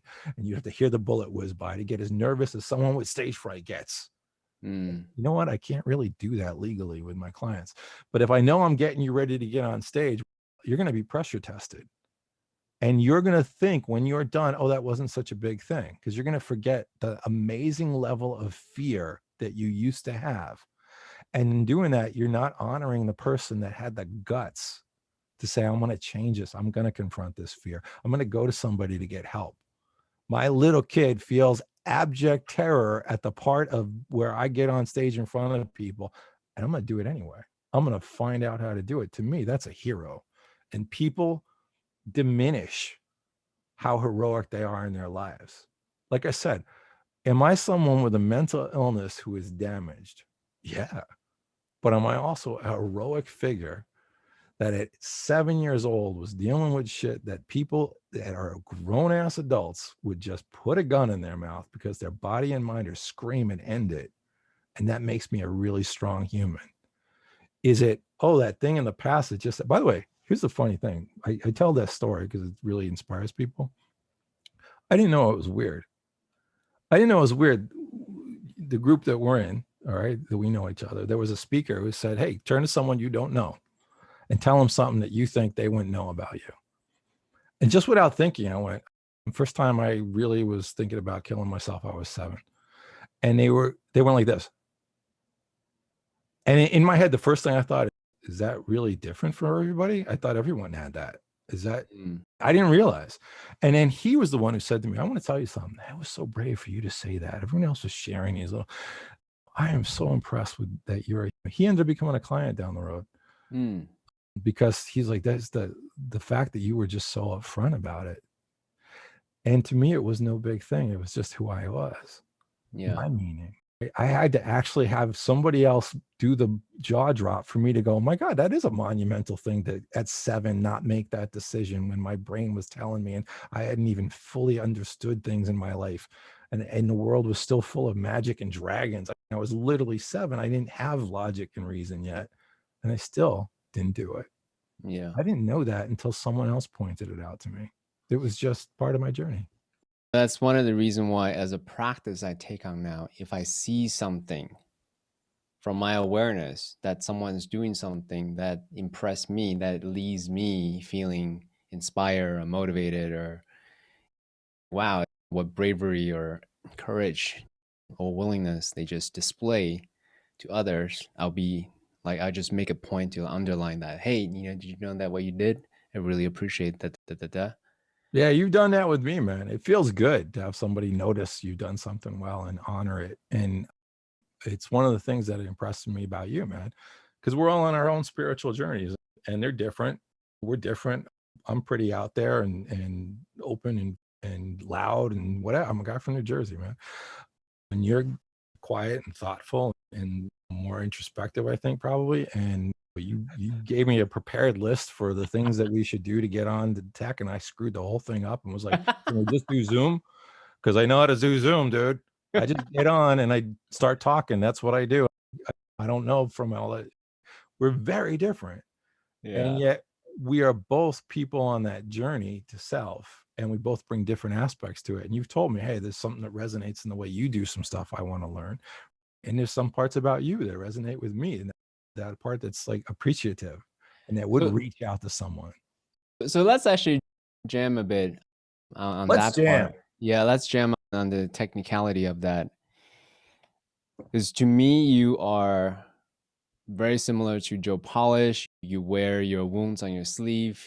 One of the first line or the second line in your bio was, I had depression, I had suicidal. I've never met a speaker that put that on the first line. I got nothing. And I think that's beautiful. I really mean it. That requires willingness and courage to do that. And someone like me, who is a little bit more reserved, come from a different culture, that I'm exercising that muscle still, going on a journey from unconscious incompetence to unconscious competence. So I'm curious to know, one, what is the benefit of living life that way, as well as what tactically disciplines, right, daily or otherwise, one could do to live a more authentic life. To live a more authentic life, when you wake up in the morning, look in the mirror and say, fuck Harvard. I like that. Oh no, but to the advantage is I'm open and you can't hurt me. You can't hurt me because I'm the one bringing it up first. I don't care what you think of me. And that's somebody who's self-directed, but it's what I call unapologetically you. That's what I'm teaching people to be. This is who I am. Does that mean I'm going to stay this? No, I'm going to cry and grow and be a better person. But this is me, warts and all, as they say. And it's the thing that you see a silverback gorilla, and it's a body thing too. I show people to open your body up, to leave that part of you vulnerable, open, not to clench over. But it's also a metaphor, because the silverback gorilla walks in like this because this vulnerable stomach area, they have it out. Every other animal protects it because that's where you get eviscerated by a tiger. That's what they go for, the neck or the stomach area. That silverback gorilla doesn't do that because he has nothing to fear. He's the silverback. There is nothing that's going to hurt that thing. And what I'm teaching clients to do is have that attitude. You can't hurt me. The only thing if you kill me, that's existential. That's pretty bad. But quite frankly, one of the gifts of depression is, honestly, if I go tomorrow, I have no fear of dying. It's like a friend I've prayed for years to meet, and one day I will. So I'm so at peace with the concept of my own demise that you can't even scare me there. But that sense of self that says, it's going to come out Jersey. I don't give a fuck what you think of me. I give a fuck, by the way, what you think of me, because I like you. You're a friend of mine. All right. But in general, I don't know you. Who the fuck are you? All right. Yeah. And by the way, there's a strength and weakness. There's a big thing with me. If you're not watching, you're seeing me with two hands facing each other. Every strength can be a weakness. I don't give a fuck is a great thing, but it's a one-way street if that's all you can do. Because there are times you should give a fuck. In my previous career in entertainment, I should have given a fuck a lot more, because I was the guy who didn't give a shit. And I would walk up to a producer, a director, somebody who wronged a friend of mine, and I go, that's fucking wrong, dude. And everyone else is kowtowing in this. And I go, I'll punch you in the fucking mouth. Don't fucking do that.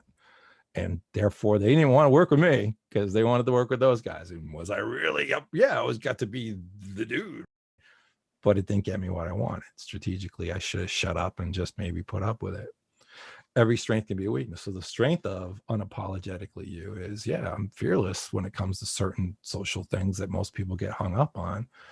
But I also can rub people the wrong way really easily. And guess the people who get rubbed the wrong way the most, the ones that probably need my help. Yeah, the more insecure types, for sure. Because I'm basically saying, just by being me, there's another way. It's honest from me to you, dude.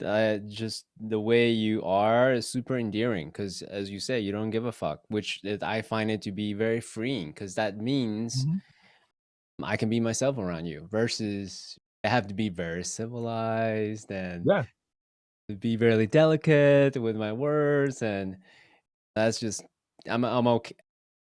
I'm polished enough to be able to do that, but I prefer not to, right? I prefer just you feel more comfortable because I'm being me. Totally. Get it. And every client that comes to me, part of it is they want to learn that. But part of the appeal is, as I tell them, there's nothing that's fucked up about you that I don't either have done or have a friend who hasn't done. I'm as fucked up as you. I had to learn things in order to survive. I can help you. That's it. So you're not going to get judged here. You're not going to get judged. Anything you say, you're going to get this reaction. Oh yeah, I've had that. Yeah. And that's an appeal, because people feel, okay, I've got to put up a front. I have friends who have been to therapists and clients who have been to therapists who will tell me, yeah, I went to my therapist for a year. I never mentioned that I didn't feel confident, or I never mentioned this, or I never mentioned. I go, why? And they're like, I don't know, I didn't feel comfortable. I'm like, well, that's the whole point of therapy, man. You're supposed to feel comfortable. If you don't have that rapport, so part of my superpower is my effed up journey in life makes most people feel comfortable because I'm so upfront around it, and I'm so irreverent around it, and I can make jokes about wanting to kill yourself, and I can do things because I'm free, and they want to be free like that.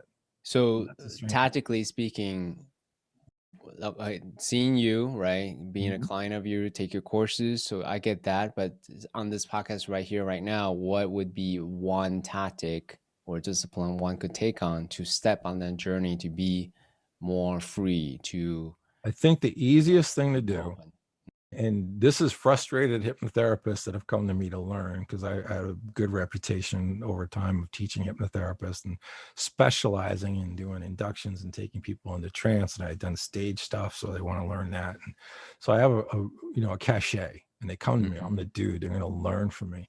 And in the first session, I'm like, I'm going to show you how to breathe. And they're like, what?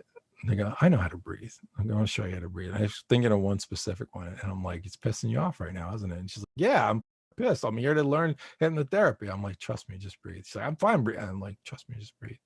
And she breathed, and then she started crying because her defenses went down. And she cried 3 sessions. She cried every time she did the breathing because she had to let it out. And I said, that breathing thing that I'm showing you, I'm taking you into hypnosis. I'm getting you into a calm place. I'm giving you suggestion, but I'm just showing you how to breathe, because you're going to use that for the rest of your life. Until the day you die, you're breathing. Why not learn to do it in a way that suits you? So breathing is the most basic thing. And it's just look up diaphragm breathing. Learn to breathe down in your belly when you're nervous. Because when you're saying to yourself something like, I can't, I go, oh my God, what are they going to think of me? All right. Step out of yourself and see, who cares what they think of that person. Step out of yourself and see, that's just a moment in time in a whole lifetime. Step out of yourself and see, hey, you know what? 100 years from now, everyone's dead. Nothing they do, it doesn't matter. No one's going to remember they fumbled something or said something stupid. But most of all, breathe. Let your shoulders down. Because if you make fight or flight happen, you're going to try and find the meaning that supports why your body's feeling that way. If you make your body calm, you're going to try and find logical meaning for why you're calm. If every time you would self-disclose in a relationship, you get real tense. And we've heard, you can just hear what, if you're listening, you can hear what I just did.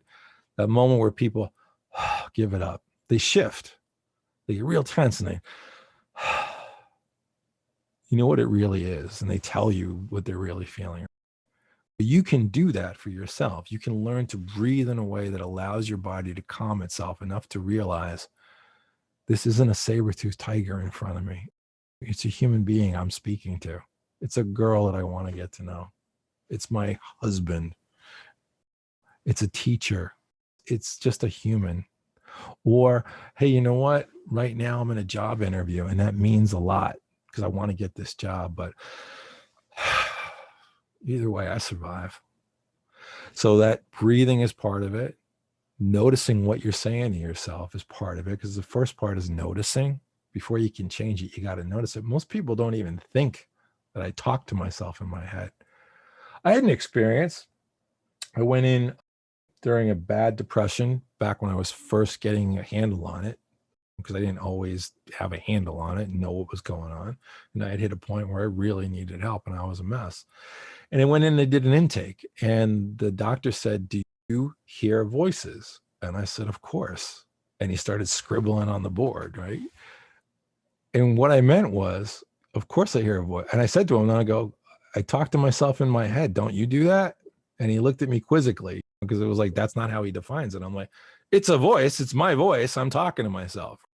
We don't even pay attention. We don't think, oh, I'm having a discussion in my brain. Let me listen to what I'm saying and decide, does that work? Do I want to say that to myself? We think, oh, I just say it to myself. No, we have choice of what we say. Any moment of the day, you can choose what to say in your head. So monitor the body, breathe, for number one. Number two, what am I saying to myself? And a shortcut too is, what's the tonology? If my tonology is like this, CK, you got to be calm. I'm in front of all these people. I better calm. Guess what? If you're breathing in your diaphragm, here's your tonology. Usually when you hear people who calm themselves, their voice gets like this. They slow down. This is universal. Gets a little deeper. By the way, it's your better voice. It's your sex phone voice. My sex phone voice. CK, it's the luscious caramel voice of a DJ. It's that voice, right? Yes, the nighttime DJ voice. When I talk like that, I get calm. Yeah. So why not talk like that in my mind? So if I was to say to myself in my mind, holy shit, this interview is going horribly. I bet CK hates me. Oh my God, I must look like an asshole. I'm not going to get excited about it. Same languaging, Just change the tonology. That's a shortcut. There's a million little tools, but again, the first thing you got to do is just be aware. Am I in fight or flight? If I'm in fight or flight, then I am literally lying to myself unless I'm about to die. And if I'm not about to die, then fight or flight isn't helping me right now. So let me breathe and calm my body first. And that's going to shift the rest of the formula significantly. If you can just learn that one skill. I appreciate that. Thank you. Do you? I'm looking at the time. Do you mind spending a couple Sure, man. more minutes to jam about the mechanics of the show? Is that cool? Let's jam. Okay, cool. Thank you. Appreciate it. So you came from a comedian background, stage hypnotist background. You know how to capture people's attention.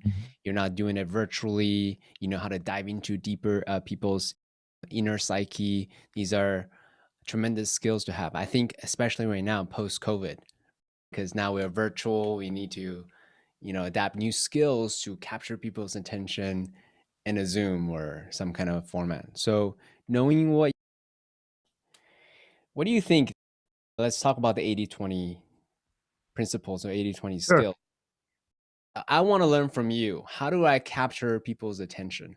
Because I can go deep, right, on a one-on-one, but be like someone who's like a show host who's like pizzazz and sound bites and capture your attention and pattern interrupt. That's I don't right now. So I'm curious, as someone with 20 plus years experience, what would you say to everyone who needs to learn the skills to capture people's attention in All mass? right.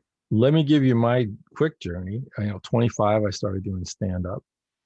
32, I was getting ready to get married, and that lifestyle isn't a good one. So I realized I loved the mind, and I'd always been fascinated. Why not go to school for this? Now I'm 56, so I think I must have been 31 because it's been 25 years. Oh, don't tell my wife because that's also our anniversary. I must have screwed that up. And then I did some stage hypnosis, even though I hated stage hypnosis when I was a comic because they're not funny. All right, it's just the people that are doing funny stuff. And I knew at that age, in my 30s, I said, I'm good. I'm real good at doing hypnosis with people, but I'm not seasoned as a human yet. I'm wild still. I'm pretty rowdy, and I'm not really, I can do technique with people, but I don't think I have the inner wisdom to do as well as I could do. And at this age, I feel like that's part of the wisdom of life, having lived life. The shortcut is spend 10 years as a comic and then study hypnotherapy and NLP and other cognitive stuff. Do that for 25 years and live a life and be totally honest about your fuck ups, and you'll be fine. So, Awesome. Thank but you. but for what you're saying, because you after you saw me do a group thing with people, and they were all on, you noticed, hey, you really are reaching other people as And under. to me, I'll make it public. It was layers upon layers of things that you did. It wasn't just a singular thing and you move on. It wasn't like a mental checklist, like step 1, 2, 3, 4, 5, 6, which a lot of the beginners would do.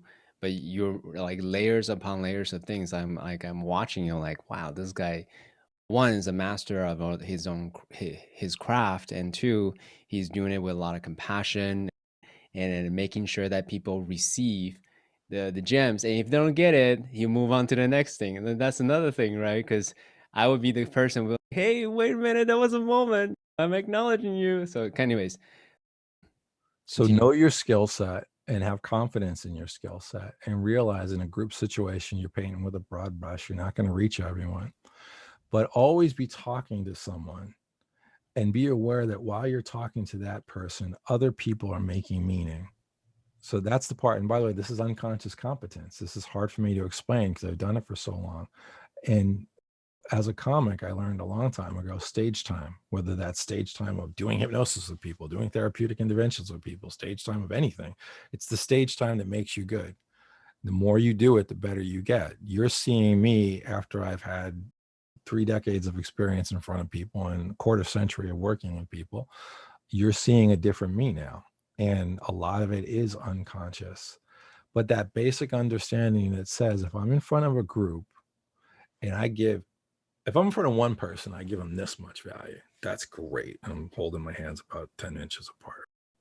If I'm in front of 10 people and I give them all this much value, now I hold my hands 2 inches apart. That's 20 inches. I'm still giving a shitload of value to those people. The problem is when you're trying to give 10 inches of value to each human being, because that's when you do get caught up on did you get it? Right. And I'm not here. I wasn't teaching a in-depth understanding. I was doing here's a quick and dirty on understanding the mind and what to do and how to change something. So for me, it was that learning to let go of the need to teach everyone every detail and realize some people are going to get it. Some people who take a couple of exposures to get it. Some people probably aren't really set up to get it.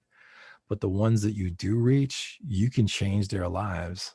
And as you witnessed when I was talking to that group, it wasn't about the person I was ostensibly working with. Because when I was done, I would go, Dan, what did you get? And they go, oh my God, when you did that. And I go, that's because I was really talking to you. I was working with him, but I was talking to you. And that was also a masterful stroke there. But think about it, man. I walk and chew gum at the same time. That's basically how impressive it is to me. That's what I do because it's unconscious. But you, CK, you're still learning to walk in that realm. So you're not going to chew gum very well and walk yet. Give a toddler, all right? So you're still like you're the toddler that's learned to walk, but still every once in a while is like, oh, how do I step this way? You ever watch a kid that's 4? They can walk, they got it down, but every once in a while they do something weird with their body, and you're like, oh, that's a little off balance. That's where you are right now as far as that skill set. So tactically speaking, you mentioned stage time, right? So log in the stage time, right? 10,000 hours or 10,000 experiments, whichever mental model you want to go with. What would be the tactical suggestion to log the stage time, given that we're post-COVID? Should I start a weekly show to... For you personally, I think Yeah. Well, I'm using me as an example because in my mind, any expert, they need to hone their skill of capturing people's attention on camera, in mass, in a group, in Zoom. So it's not just me, I think it's everyone. So CK, if you remember the first time we talked online and we were just shooting the shit and I said, hey, I want you to try something that's going to be a little weird. Do you remember that? And I said, get really excited, like beyond any, get silly. And you're looking at me like, okay. And you're like, I can do that. And you got a little silly and you're like, I'll see, I can be open. And I was like, dude, no, get silly. Like, oh my God, that is so wild. And get yourself so up. And oh my God, that's the most exciting thing. And you looked at me like, you are just out of your mind. But you upped your game after that because you are now more loose. Yeah. I had you practice an extreme that is not your comfort zone. I had you say, my strength is I'm quiet and thoughtful, and I'm very deep thinker, and I have a great grasp of knowledge. The weakness of that is I tend to rely on that and not get emotional. So I said, do the opposite. I want you literally to feel like a jackass while you're doing it. Unless you do that, you're not doing it right. You're not stretching the muscle of getting excited. By the way, if you could see CK, if you're not watching, you're listening, he's getting this big child grin on his face. Yeah, his body's moving a little more. He's getting excited. He's just getting it. Like, why? Because I'm getting excited. You're getting excited. We have mirror neurons. If I get excited, you get excited.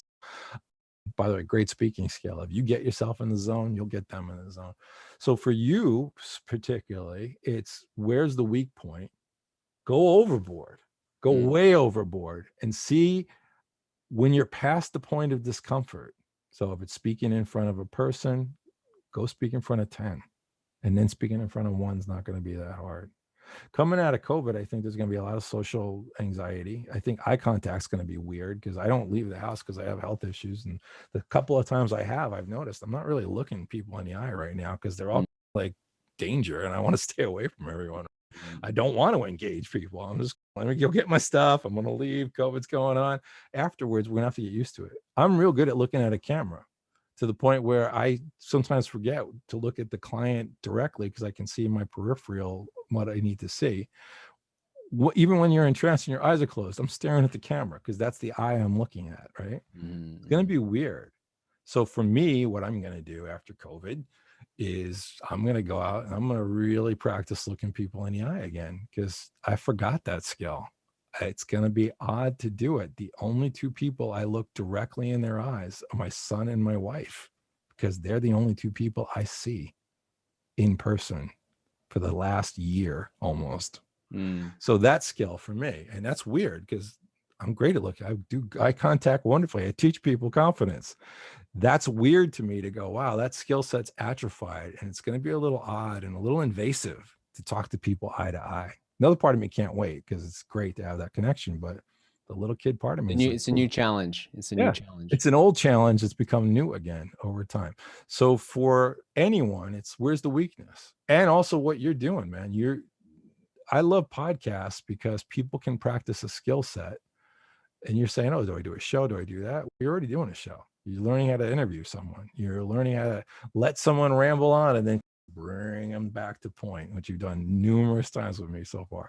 All right. You're learning all these skill sets that are going to serve you. So what is the goal beyond? If you're saying, hey, my goal is maybe do a show, as in different than the show you're doing, because guess what? You're doing a show, but as in different, what's the skill sets I need? And let me practice the ones I'm uncomfortable with. You know, Yeah. I wish I had some esoteric, deep, but it is practice and push your comfort zone. Yeah.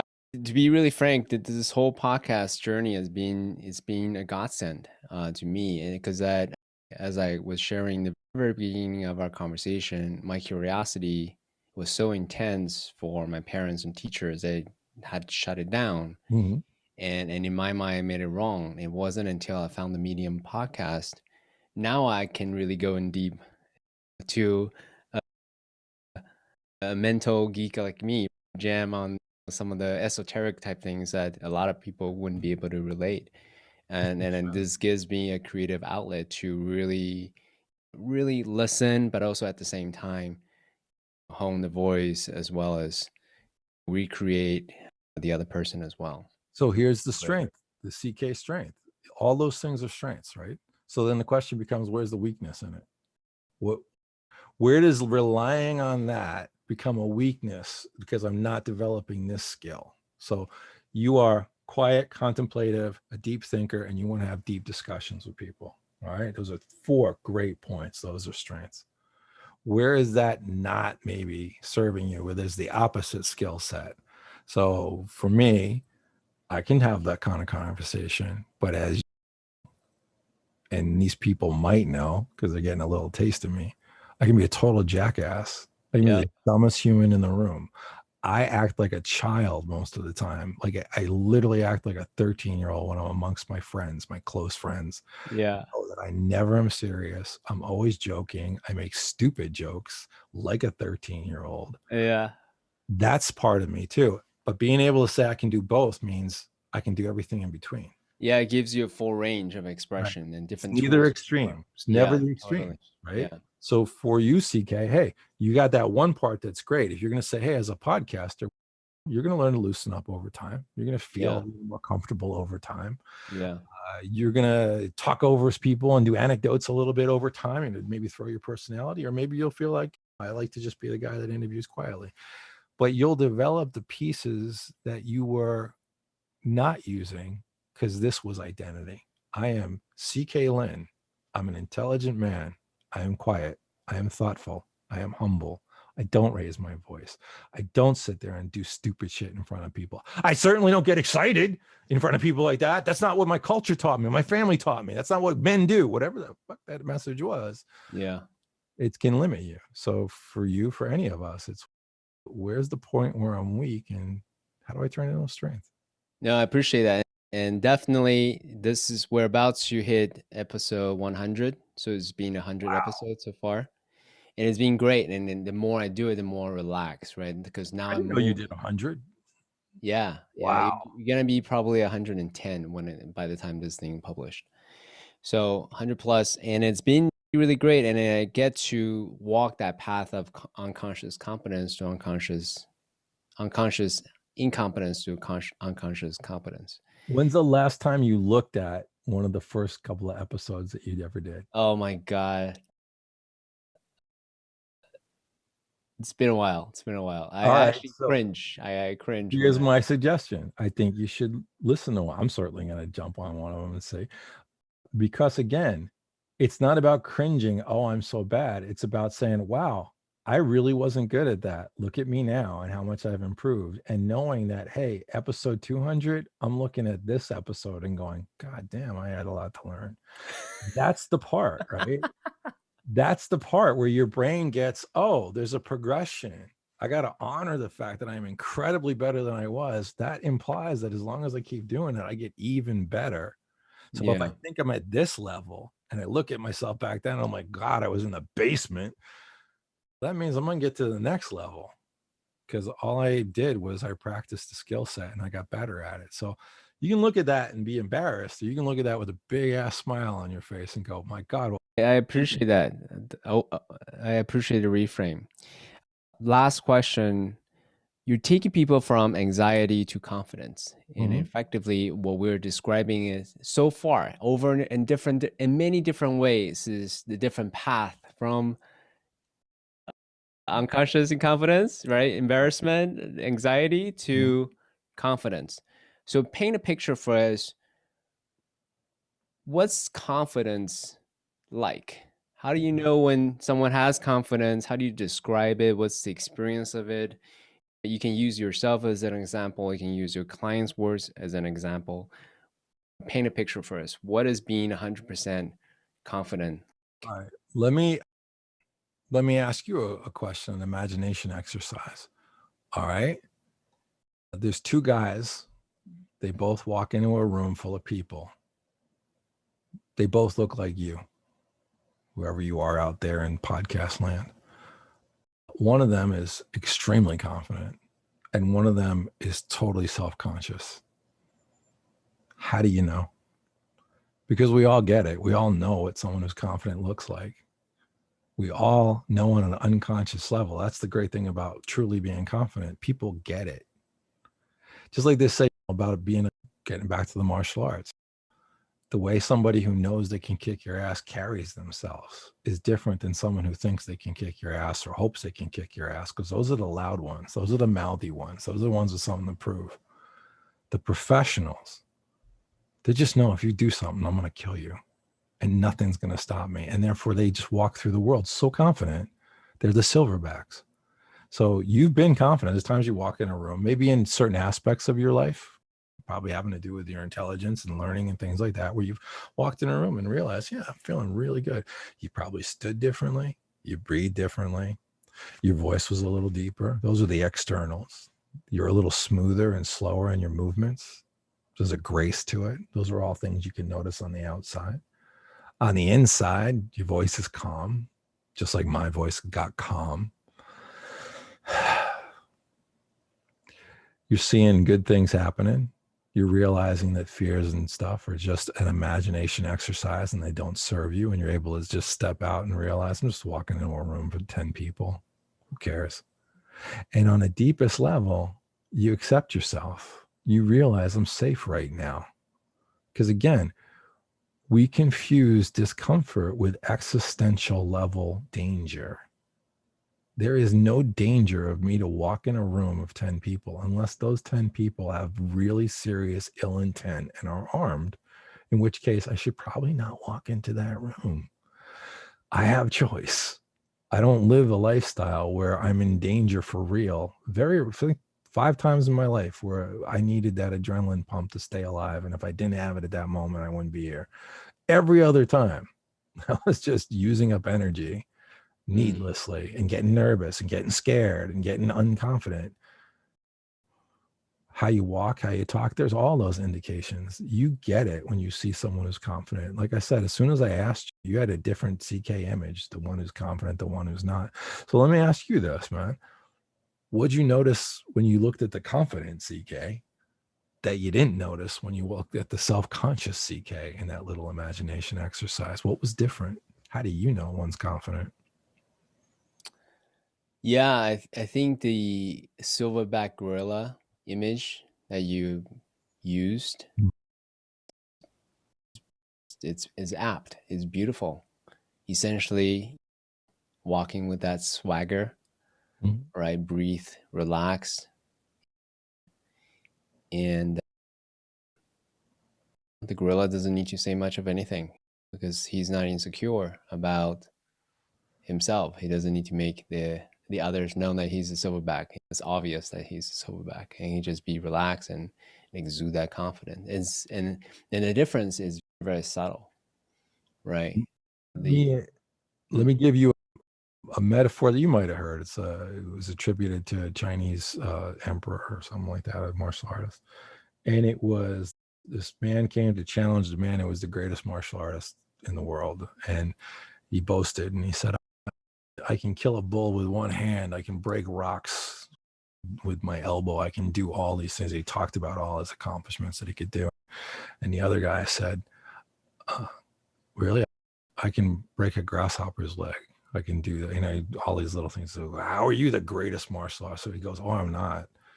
Actually, my master was the greatest martial artist in the world, but no one knew because he never felt the need to tell him. That's confidence. Confidence is not just swagger. Gandhi was confident. Gandhi defeated the British Empire basically wearing a diaper with no resources other than the fact that he knew he was going to do it. That's confidence. So it doesn't have to be swagger, calm, quiet. It's just the understanding that says, I got this. I guess that's the biggest thing. The biggest go-to phrase that I give people is, I got this. Because that's where we forget. No, the phrase you gave on that gathering that we're at is, I fucking got this. It wasn't just I got this. Yes, it I was. really like that. So I wrote that down actually. I fucking got this. I love that. And that's the thing about languaging. In our own heads, man, people are robust. I have clients that have never cursed. And it's funny, by the third session, they're coming in and they're like, they cursed for the first time. And I said to him, that shit stops, fucker. And they're just like delighted with themselves. They're like, oh my God, I felt so free. Your mind, talk however you want in your mind. It's fine. It tends to be, when we add the expletives in our own self-talk, it tends to add juice to it. It just does. So whether, guys, if you're out there and you're church going kind of dude and you don't ever curse in your own mind, hey, every once in a while, you might want to say something like, I got this fucker, and just see, does it make you feel? If it does, do it again. If it doesn't, great. Don't do it. Speak only G-rated stuff in your head. But why not try the flexibility? Because it's a big one for me. Oh, by the way, man, I wanted to let you know this method I teach. It's not just something I do with people in person. There's a way to learn it. So if you're interested in learning this and you can't work with me one-on-one, because quite frankly, I come at a high price point, there's a way that you can learn it online. There's an online way of studying this. It's an 8-week program in which you're getting me week after week, teaching you these principles while doing hypnotic techniques to help install them. It's a full, robust program. I'm very proud of it. And I think you have my website there. It's Life. I'll put in the show notes for sure. lifeformulamethod.com. If you want to find out more about me, go to kendubner.com, which is my own website. And if you go to kendubner.com, there is a giveaway. I think it's still there. If not, I'll try and put it back up, where you give me your name and your email, and I'll send you a couple of little gifties. And one of them, the first one, is a breathing recording that teaches you how to breathe, that teaches you how to get calm. I give it to clients. I never work with a client without giving them that, because I think it is, again, one of the most important core skills you could possibly have. Beautiful. Thank you for your generosity. Ken, I want to take a few moments to really acknowledge you for how you show up on this podcast. The first time when I met you, I knew that I had to talk to you. And I'm so glad I did, because you brought your history, who you are, your commitment to this podcast wholeheartedly. Right away, you open your conversation with depression and the most intimate, the most private part most people don't ever share in a public way to others with my audience. So I'm so thankful for you, one, being who you are, two, tell your story, and three, share your beautiful life secret formula framework with my audience. So thank you for the way you show up. Thank you for acknowledging that.